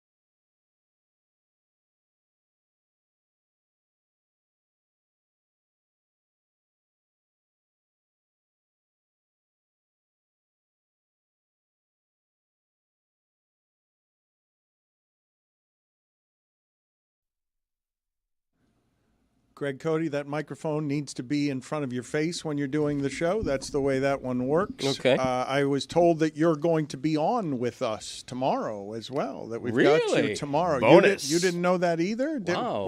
Are you on with us, or are you are not on with us? Has that been confirmed? Well, Are you serious? No, I'm kidding. Yes, I'll be on tomorrow. Okay, excellent. God willing. Greg, you've noticed that Lucy and Mike are still arguing, right? That they've been arguing since the first hour know, of the it's show, annoying. on air and off air, about whether Nonstop. Miami should be in the playoffs. I discuss. I do not argue. I am a lady. He argues, though. And when I'm outdueled, I just get louder because I am a man. So emotional. I really regret that clip being isolated. Well, it's a crazy argument to me. Like, okay, they lost 2 of their last 3. Okay, we're just going to ignore what Alabama did at the end of the season. I'm being called crazy for saying Syracuse is just as good as Alabama. You know what's great? You know what's crazy to me? Yeah, laugh it up, asshole. I mean, it's ridiculous. Here's what's crazy to me. Every single one of you forgetting that Alabama lost 24-3 2 weeks ago to an abysmal Oklahoma Sooner team. Get out of this playoff discussion and take that other 3-loss SEC team that you beat with you. Who is talking about Alabama but you? I Alabama have not is heard anyone else presently- bring up Alabama Well, but you. they are presently the betting favorite But- to make the but college who- football playoff. Who here has said that? Well, when you invoke what they've done that recently, doesn't sound like an answer. but Lucy, you invoked what Miami has done recently. I'm not voting for Alabama, but your argument you're that voting- Syracuse is better than South Carolina is batshit crazy. And we're back. Why is it bad shit crazy? Syracuse got blown out by Ole Miss. I mean, like South Carolina got blown out by Ole Miss. South Carolina has 3 losses. South Carolina lost to Alabama, who 2 weeks ago lost 24-3 to the worst Oklahoma team many of you have seen in your lifetimes. So that's not a good football team. You keep talking about losses, and something that you have matters. emphasized so much is that Winning Miami matters. has 10 wins. Yes. What is the best win for Miami? They have one more than the other teams, No, which that doesn't- counts. you it need to counts. answer the question that I'm Louisville. asking. I think or it's the either Gators. Knock it Louisville, off, Gators. please. You seem to be really big on what's happened recently. So you just want to forget that Miami destroyed Florida by 40 points, and you said DJ Lagway as if he didn't play half the game. Let me tell you It's a something. very The different gulf thing between the those first- two, the gulf between those two teams. I'm gonna get louder. The gulf between those two You're a teams man. was not the quarterback. You go, man. That was a blowout. That was not something that was won within the margins for Miami. Miami was a great deal better than Florida, who has beaten Ole Miss, who went to overtime and probably wins that game against Tennessee, who don't even get me started on them. If Lagway doesn't get hurt Okay. in that game. Florida would probably win if they played next week. So right? your best win is over a They're 7-5 football team. My best win Your is best win is a probably 7-5 over. football team. Look, we want to talk about ranked wins all the time. I think the talent has been spread out. It's arbitrary. Miami has 3 wins inside the top 30, all right? And that puts them among the best. So if you just extrapolate it out, or if we wait a couple hours for the CFP, we might see a scenario in which Duke, Louisville, and possibly Florida are all ranked. So miss me with that one. So your best wins are a 7-5 Georgia Tech team and a 7-5 Florida You team. tell 'em. I just want to make sure I'm hearing you correctly. Your argument for South Carolina is that they're good right now. So you're going to put South Carolina in over Alabama. Alabama beat them straight up, and they have the same record. Mike, you you can't aren't put them answering in. the questions I'm asking. You can't put them in. Who are you putting in? Who are you putting in? Because it sounds like you're riding off of recent vibes, which is South Carolina. Which is important when we're discussing They the lost to college, Alabama. And Head-to-head is important. I don't choose who's in the playoff, and Okay. I wish I did. Well, it That would doesn't be seem like you're picking incredibly- anybody for the it would playoff be except for- incredibly cool. But Lucy- However, Jeez. if we're looking at what They're the eating college the football dogs. playoff committee does, they go off recency bias. Am I incorrect in saying that? No. You're correct. Thank you, Greg. The recency Thank bias. you. Okay, well then let's go So- off of recency bias. Miami then has 2 losses to Syracuse and Cut the Georgia mics. Tech. I am Right so there. muddy Excuse right me. Excuse me. They have 2 End of losses sentence. in the recency bias. Georgia Tech and Syracuse. You want to look at what they've done recently? Beat Miami. You want?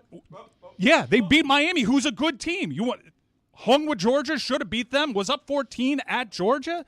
You want to look at what those teams have done? now. I know what we need. Yeah. Game time. And I plan on using this hold game on. time app. Hold on. We've been trying. We've been trying. You know, Lucy, you're the worst kind of hater because all you got right now is Miami shouldn't be in. You're punting on putting a team in. You're hinting that it should be South Carolina. You're saying that what happens recently matters, but you're forgetting the fact that South Carolina lost straight up to Alabama, and that matters more than what's happened in the last 3 weeks. That's not true. Yes, it does. You can't put South Carolina in over Alabama because Alabama beat them and they have the same record. You keep them both out because they're both overrated. I miss Jessica so much. Wonder why Lucy's only here once every 2 weeks. Go ahead and are you done with everything? I'm going to use the Game Time app to go to South Bend, Indiana, where the Miami Hurricanes are going to be opening up the college football playoff. We're going to see one of the best offenses in the nation against one of the best defenses in the nation. And we're going to set all sorts of rating records, and it's going to be much more watched than South Carolina and Notre Dame. Game Time app. And guess what, new customers, you use promo code Dan, you get $20 off to see this wonderful game in South Bend, Indiana, which is definitely happening and not rendering all this posturing by me totally moot after Clemson beats SMU and keeps all these teams out. You get panoramic seat views, which I'm going to need because I've never been there. You get Game Time's all-in ticket coverage. You're yelling at me. Which I'm certainly going to need because I'm buying these tickets sight unseen. Okay. You could also use it to go to the ACC championship game if you're a SMU or Clemson fan this weekend. I know what we need. Stugotz, what is it called? Got your ass. Term supply. What's it Chris called? Cody, Lucy Rodine. What time is it? Game time. A make good? Is that what it's called when we've done an ad in a way the sponsor might not like? They'll love that. I think they're really going to like it. We owe them one. I Yeah. kicked the table. Oh, no, Syracuse isn't better than Alabama. You're crazy. They lost 24-3 to a horrible Oklahoma team. I feel like I'm going crazy here. Well, they are better than Alabama because Oklahoma was better than Alabama, and Oklahoma sucks ass. All right. Syracuse lost to Stanford. They didn't score a goddamn touchdown. What are we talking about? This is what I wanted. It is what you wanted. Yes. Greg, you owe $5. Added to last week's $6. I sure will. Your phone. Do you have the money? No, I don't. All right, you owe $12 now for your dinging phone. I sure will. That's 11, right? It's now $12 for the. Who carries cash? The ding. It's 2024. I'm eliminating the fine bucket. It's gone. So you guys all lose the money because it's all my money. So I'm done. Fine bucket's done. Because if no one's going to pay the fine bucket, it's over. We are killing it right now on the show. I'm not going to be the only one paying the fines around here. So it's over forever. Nobody's going to get any more of my money in the fine bucket. And Greg Cody can be the one blamed for that because you're welcome. Most of the money was mine. You guys weren't actually cost very much. People made money on this as a transaction. I'm done with it. I'm not doing the fine bucket anymore. If no one's ever going to pay their fines, like I'm not going to. How about the bucket of death? I mean, no, we still got to do that. We do. Yes. The thing that is happening there with and we got to get to these weekend observations is that Mike at this point, because you requested it, you said you were unsatisfied that Mike wasn't emotional enough yesterday. What has now happened today is him and Lucy are having some of the biggest fights in the history of the company. And on top of that, we've got a situation where all of us have been trying to get Mike off of this subject. We've thrown honking birds at him. Billy just threw off a stray, they're eating the dogs, that Mike didn't even hear. Mike didn't even hear it because he threw in a straight, they're eating the dogs. I heard it. I was kicking the table at the time. And Mike is also not wrong. I know that everyone listening to this is saying, get out of here. Syracuse is better than Alabama. You don't know ball. Hey, listener, you don't know ball. Can I finish the point, please? I know everyone is saying to that, listening, I know what Alabama has been. I know what Syracuse has been. I'm not going to accept the argument that Syracuse would be as good as Alabama. I just won't do it. But if I gave Alabama what Syracuse offense does, you guys would think Alabama is a lot better than Alabama is, because what Syracuse offense does is throw the ball more than anybody in the sport. And it keeps their coach from being Coach Stinky more often, because he lost 3 games this year and refused to shower. We didn't even talk about that. Miami denied us that at the end of the season. Fran Brown not showering because after he loses a game, he does not shower. Yeah, we'll talk to him about that on God Bless Football this week. You can ask him if he would lose 24-3 to Oklahoma, because he wouldn't. He would win. Syracuse has a great passing offense, a fun passing offense. Buzz, but Lucy does get your ass when she says they lost to Stanford. Like, Stanford's really bad this year. Stanford stinks. There's bad losses everywhere.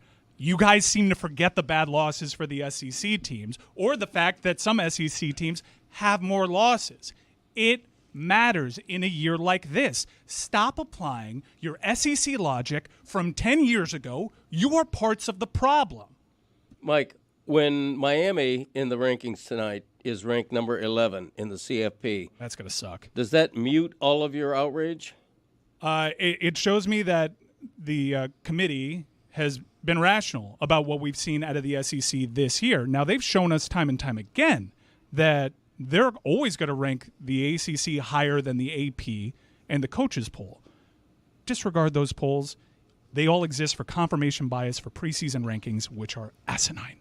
It's an asinine thing. So I would be hopeful. And all of this is going to feel really ridiculous if Clemson ends up winning a home game and keeps all three of those teams out. Why are the final rankings on Sunday going to take 4 hours? I don't know. You have to milk it, Billy. It's way too much. 4 hours in the middle of an NFL Sunday? I mean, Dolphins Jets are going on. I would just say my kind of closing moment on this, which I'd like to. I'd Man like on to closing down. You're going to rest your case, huh? If Clemson wins, none of this means shit, right? Oh. Miami has put themselves in a position where Dabo Swinney decides their fate. That's fucking crazy. It is, but it's also when crazy. They were in the ACC, they avoided the two toughest teams in the conference. Miami should be in Charlotte this weekend, and they are not, and now it is all riding on Dabo Swinney. That is the situation that they are in, that they put themselves in. Don't lose to Georgia Tech. Don't lose to Syracuse when you're a top 5 team in the country. There's plenty of bad losses. There's only one team that essentially doesn't have a bad loss. I hear you, but that's a byproduct, as we covered and agreed on, the fact that these conferences, none of these teams played one another. And I said closing. I thought I said we were done. That was kind of controlled Miami's fate for the past 15 years, though, right? Yeah. Nice hat, funny. Lucy. Nice hat. Let's do weekend observations, please.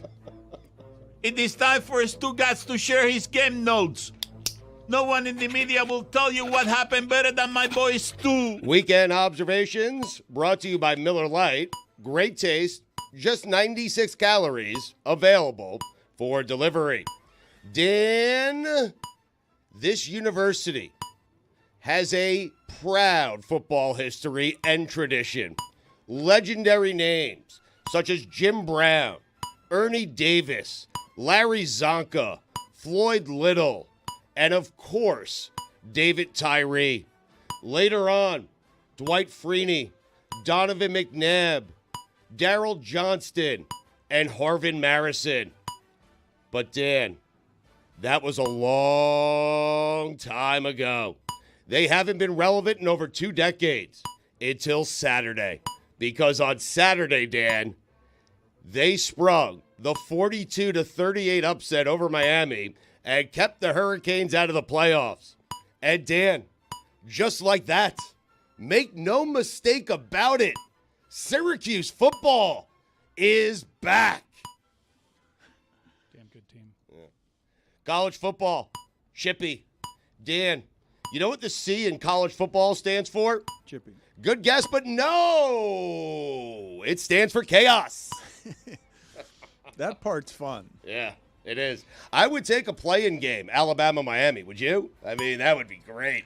Do away with the conference championship games and just have a weekend of play-in games. This is the great thing happening around everything here, because I think somebody's going to have to play 4 more games than they used to. Yes, give us more games. Give us more play-ins, more games. Make it 40 teams. Make it March Madness in football. Make the games happening every minute. Yes. It turns out Syracuse and Mario Cristobal was just too much for Cam Ward to overcome. The Philadelphia Eagles and Vic Fangio. It just feels right. It does. Thanks. Yeah. He should coach with a cheesesteak in the press box. It does feel right. Thank you. Wink Martindale was born to coach defense. Top 5 guys who were born to coach defense. Number 5, Wade Phillips. Do you think many people in our audience know that Wink Martindale, that name is famous as a game show host a long time ago? That Just the three of us, me, you, and Greg. It's such a ridiculous name, and it's not the first time we've heard it. Great. It's crazy. I saw Chuck Woolery died a couple of weeks ago. Yeah. He did? Yeah. Dan, Chuck Woolery died. Oh, wow. Mm-hmm. The wool. Yeah, the wool. Number 4, Buddy Ryan. Number 3, Wink Martindale. Number 2, Monty Kiffin. Billy, can you find for me Wink Martindale's game show hosting history, please? Oh, he was great. He's still with us, by the way. Wink is. Yes. Yeah. Did Dan kill him? No, I'm just saying. The fine buckets, we've done away with it. 90 so years it doesn't- so he can kill anyone now? Yeah, You're welcome. he can kill, yes. Tic-tac-toe, right? Wink Martindale. I don't know. Oh, I don't- 100%. I One of the great game shows of all time. I don't remember. I don't associate him. Tic-tac-toe. I mean, I heard you. Yeah. And Billy will look it up. He'll find out what Wink Martindale is one of the most famous game show host names of all time. Yep. Number 1, Spags. The Chiefs didn't win that game. The Raiders lost it. Joe Burrow said he needs to do more. Joe, I have to be honest with you.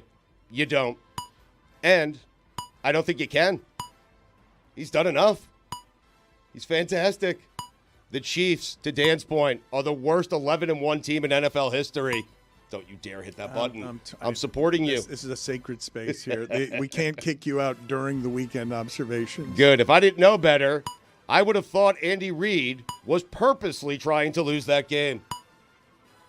Chicago Bears, great loss. Lions, bad win. What? The Lions need a loss, I'm telling you. They're peaking at the wrong time. They are. You need a loss.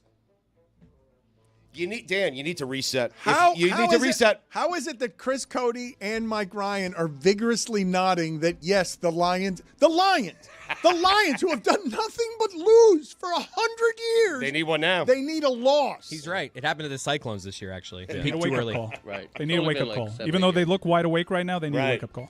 You need to be humbled. You do. And the Bears botched it for them. That Bear game doesn't count as the loss that they needed because the Bears blew it. So they learned nothing from that game. It's a situation where you lose, you learn something. They won that game. They should have lost it. They learned nothing because of how idiotic the Bears were. So now they need another loss. Right. Like the Ravens, Dan, they're losing at the right time. This is the time to lose. Yeah. Right. Good point is what you said. Billy Good- made a very good point. Thank you, Greg. Yeah. Oh, it was mine, but I mean, yeah. Well, Good. you know, What- it's not a good point. None of you are making a good point. You don't get it. you don't get it. You sound like a fool. You're saying they're better off at 14-2 than they're going to be at 15-1, or sorry, 15-2 instead of 16-1. 100%. That's a lot of games to win in a row. You think they can do that? I Yep. don't think they can. They need a loss. Same guy who supports flag planting. 1964 to 1965, you could find Wink on What's This Song? 91 episodes. What else? There's a lot. Why- How's your mother-in-law? Why'd you give us the 17 episodes of a show called How's Your Mother-in-Law? That sounds terrifying. Yeah. I am He not had to playing. run. Yeah. I want to examine what all of these shows were. We'll get to that in a second. That's a fear factor right there. That's my nightmare. Checking on your dad. The Patriots. Sorry. The Patriots lead the NFL in great losses. But I'm not certain any team in NFL history has had two better back-to-back losses than the Carolina Panthers. So good. They found out that they have a quarterback, Dan, and they lost games they needed to lose. Needed to lose. Wow. That is a good job by them. Drew Lock can scoot. 27 points, 14 assists, 5 rebounds, 2 blocks, and grinding out a win in Utah on a Sunday night at the age of 39. Tip of the cap to LeBron James. One of the things, Stugotz, that's super interesting on what you just said about Bryce Young, because I thought you meant Drew Lock, but anyway, yeah. No, but the Bryce Young thing is super interesting because I think all of us, we know how tenuous these things are. It happened to Baker Mayfield in Cleveland. If Andy Dalton doesn't get into a car accident, Bryce Young is headed to career backup. Yes. Like So what? It's just because Andy Dalton helped that team and franchise and kid more by getting into a car accident than by mentoring him. That's what he does, the Red Rifle. Whatever he has to do to help the team out. But also the benching. The benching is. But I'm saying a it looked wake-up like call. he was going to get waived, though. It looked like they were going to trade him. Like it looked like it was over in Carolina. It did. And now it looks like the rare occasion in which they actually managed the situation the right way, which is not something that they've done with that position since Tepper got there. By getting into a car accident. Bryce Young should pay for all the things that happened to Dalton during that accident, right? If there were that's correct. tickets, Yes. hospital bills, Yes. whatever you need, Yes. right? Yes. Yeah. Andujar, Levine, Agreed. Bryce Young should absolutely pay for all his meals, everything, for saving his career for during this time that after the car accident. Mysteriously, Bryce Young happens to know the guy in the other car that hit Andy Dalton. Is that so? He created the accident. No, it is. This He was all created it. planned. Yeah. I have inside info. Right. No, you Inside dope.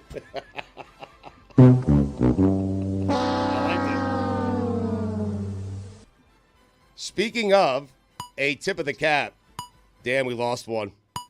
Let's tip a cap for Lou Carnesecca.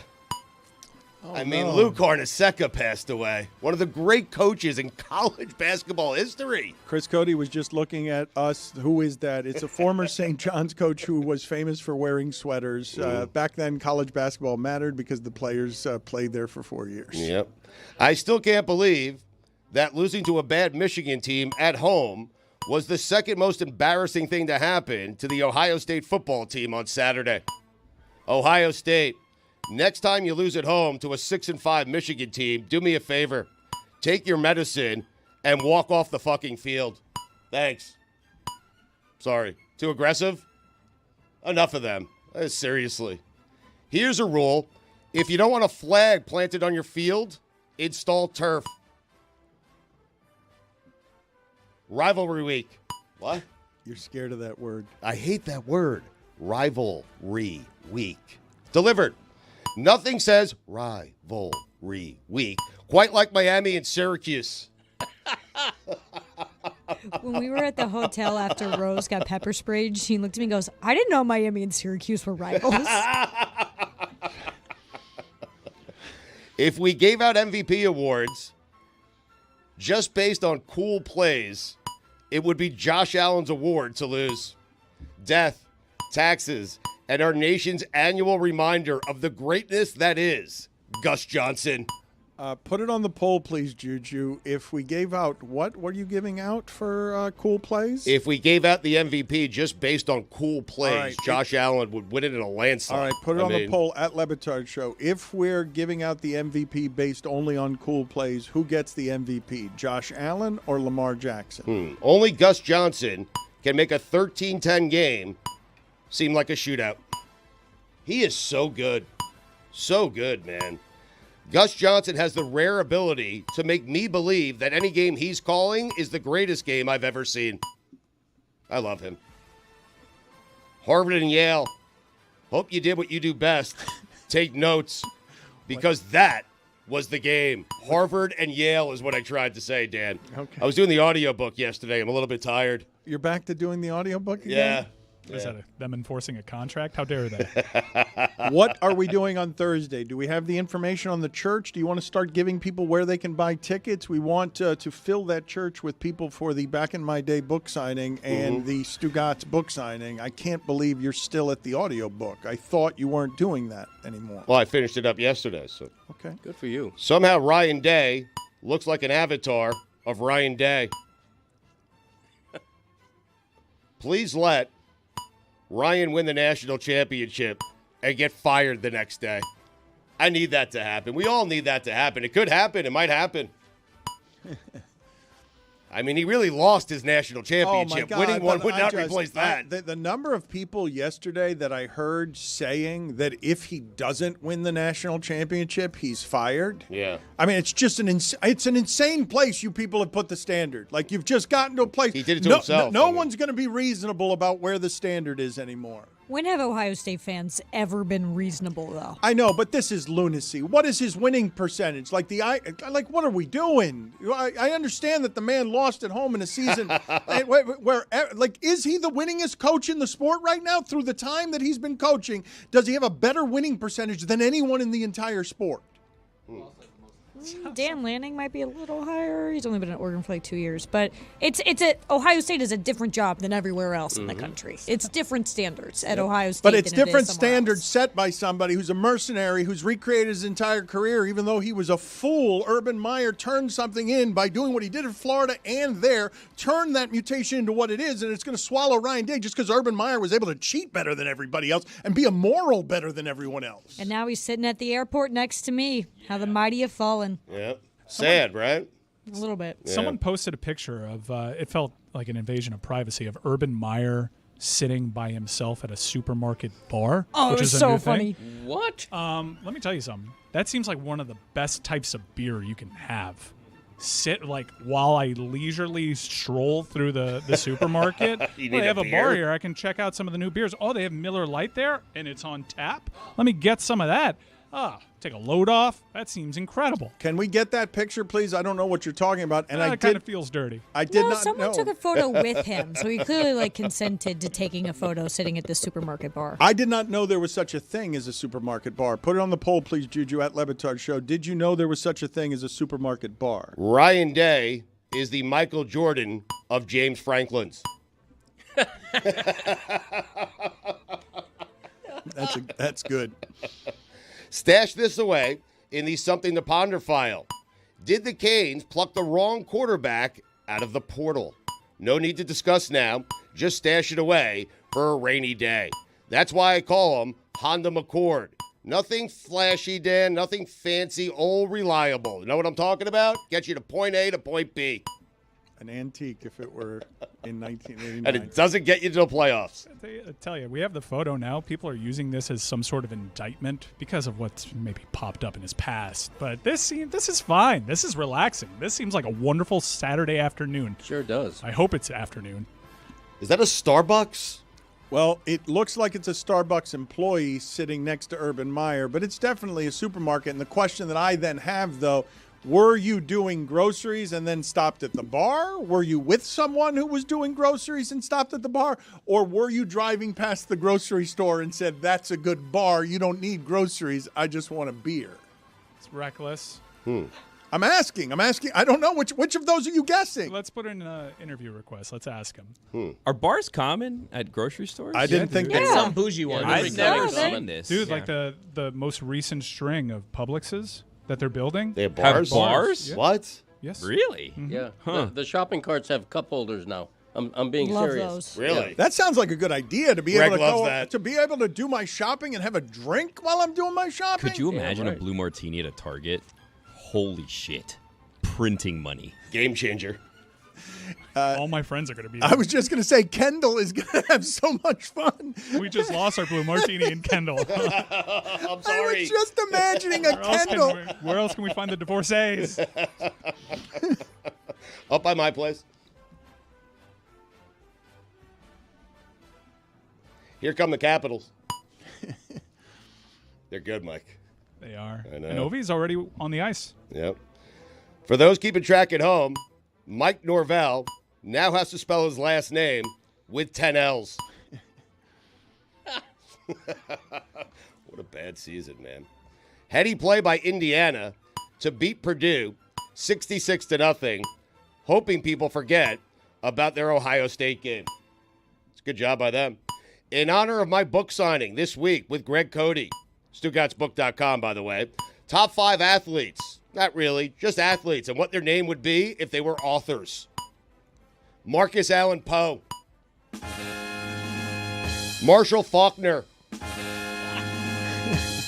Bobby Orwell. Stanzik Van Gundy.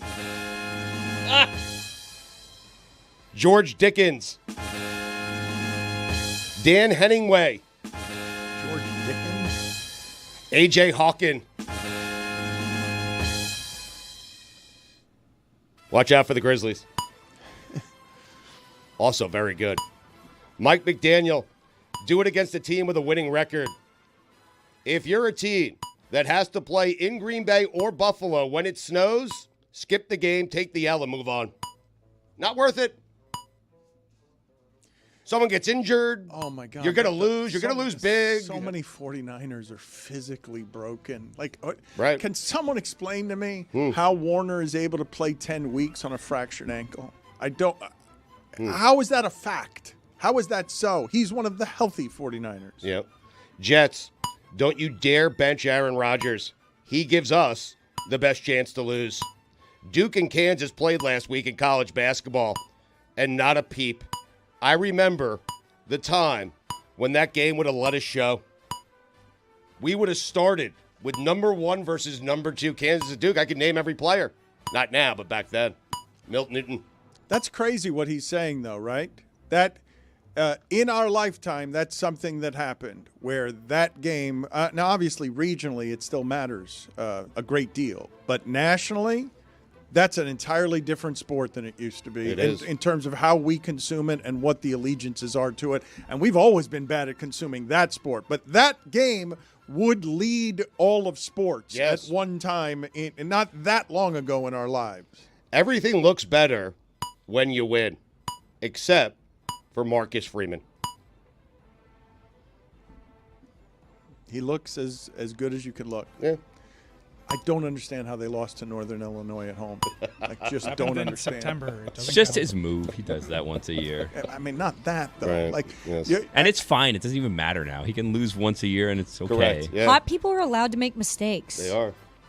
You do realize, though, if Notre Dame wins the championship, we're going to have to retroactively anoint that the biggest upset in the history of sports, bigger than the 80s Olympic hockey team. Right. Like, we're going to have to go back to that I game mean, yeah. and be like, well, they beat the national champions in Notre Dame.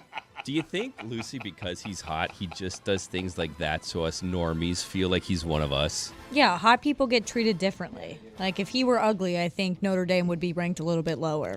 But he's just like, look, I'm fallible. I can make mistakes just like you schlubs. He just is like, look deeply in my eyes and then try to tell me I've messed up. Yeah. And you can't because he's so pretty. I'm not certain anything will force you to grow up faster than Mike Tomlin telling you to grow up.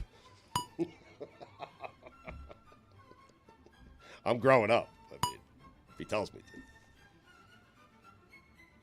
When Jim Harbaugh is playing a game in the teens, he's got you right where he wants you. 17-13, otherwise known as Jim Harbaugh. Leonard Williams, revenge game. Hey, Rob Manfred, wonder where you got that golden at bat idea. You know what the R in Rob Manfred stands for, Dan? I can't believe It better be royalties. I can't believe we have not yet talked about this today. He stole my idea. Outrage. Baseball absolutely has stolen a Stugotz idea that we laughed out of the room when he made it. Stugotz is ahead. He's having the biggest week in the history of sports journalism. Am I really? Yeah. I mean, your ideas are pioneering. They are groundbreaking, and leagues that are noticeably and have been resistant to change throughout time are willing to take a golden bat idea from you that is stolen from you and Billy. It was the magic at bat. That's not a fine for you. We've eliminated the fine bucket, but it was the magic at bat. And you see what he did? He twisted the words around. I mean, he just changed the words up, you know? Golden at bat is not as good as magic at bat. I mean, You are ahead of your time, yep, sir. I know. Thank you. The Jets didn't score the last 40 minutes of that game. I hate them. When you think it can't get worse, the season from hell continues, Dan. Speaking of hell, our Pryles. Dan, those are the weekend observations. That was a quick dismount because I'm just so tired of the Jets. I'm tired of talking about them. I'm thinking about bailing on the Jets for the first time in my life. What? I am. I'm thinking about a new team. The old Fireman Ed? I am. Well, that's the problem, Billy. The biggest story every year is some rift that Fireman Ed has. Well, no, but he quit the Jets, organization. and then he came crawling right back like I know, a year dude. later. Yeah, so you're but going to pull that move? I'm thinking about quitting. Where are you going to go? Buffalo, maybe. Oh, boy. Seems like a good time. I will say that somehow quietly, like this was something that I don't believe has gotten nearly enough attention nationally. Mike Ryan renounced what was a lifelong allegiance to the Cleveland Browns over a decision they made that turns out to be one of the most calamitous, however it is you define terrible decisions in the history of sports. Mike Ryan checked out and was accused of being a virtue signaler, and we all questioned whether or not it would be real. Mike Ryan has ceased caring about the Browns in a real way over the decision they made, and I have not seen that happen in fandom a great deal. It's not an act. He's not faking it. He cared about that team as much as he's cared about any of these Heat teams and University of Miami teams. That was his team. Mike and I used to talk about the Cleveland Browns all the time. His team embedded from this place. Like, I remember some of the fandoms that I had in childhood, like what the toys were. He remembers through his grandmother going to a store, a dollar store, and Cleveland Browns plate, and it starts there. The love of sports starts there. That was his allegiance to the team. They make a decision, and he finds it so repugnant that he just bails. And we all thought, listening to it, this must be an act. It must be performative. He gave up a lifelong love. The Cleveland Browns have played two very fun days, two fun games the last couple of weeks. You've felt how about all of this? Like, this spark has never returned. It's died, smothered, and there hasn't been anything to resuscitate it? When they played the Steelers and Nick Chubb scored a touchdown, I was very happy for Nick Chubb. Nick Chubb's one of my favorite sports players. So some of the players you root for. Ever. Right. So I root for Nick Chubb. But no, the last two games that they've played, I've had fun watching it, but I don't feel any emotional attachment. So Jerry Jeudy, you're watching him run around out there. None of it, Jameis running around out there, none of it's interesting to you? No, it's super interesting to me, and it's super fun to watch. That game last night was super fun. Man, the throw that Bo Nix had to Mims. He's good. Man, I was not familiar with your game. I did not think you had that in you. That was an amazing game. It was super fun. Yeah. But in terms of like getting emotionally invested, if I were a Browns fan, you know this because I would wear those losses like I wore the Syracuse loss yesterday. I'd be devastated. I don't have that with me right now. Mike, I am curious, though, when the whole Deshaun Watson thing is in the past and he's no longer with Cleveland, does your emotion change? I don't know. Like, I don't. He's been out plenty, right? But I guess he's still looming over the franchise. But I don't know if I'll ever feel about a pro sports team that way again. If anything, it showed me that maybe I had my identity tied up way too much in I it. haven't seen that happen a whole lot with people who deeply care about their teams ever. I don't see a whole lot of folks broken. Like, Stugotz isn't actually going to quit the Jets. That's just words that Well, he's I'm given. broken in a different way. I'm just tired of the losing. But for 40 years, you've been in the space of doing this with the Jets, and Yeah. I don't actually believe you'll stop caring. As soon as they're 13-4, you'll rush right back to their side. If they win this weekend, I'll start looking at playoff scenarios. Did Jerry Jeudy have the best revenge game ever? I mean, he didn't win. In a loss. Yes. He didn't win. I reserve the right. He still got his revenge, though, Billy. I'm with you. Oh, he had an octopus and everything. He was kind of doing the thing to the crowd. What? I can't hear you. Oh, Jerry Jeudy, come on. Oh, more like Judge Judy. Am I right, Craig? Yeah. He failed himself out of Denver. He returns, catches a couple of passes in a loss. This is a new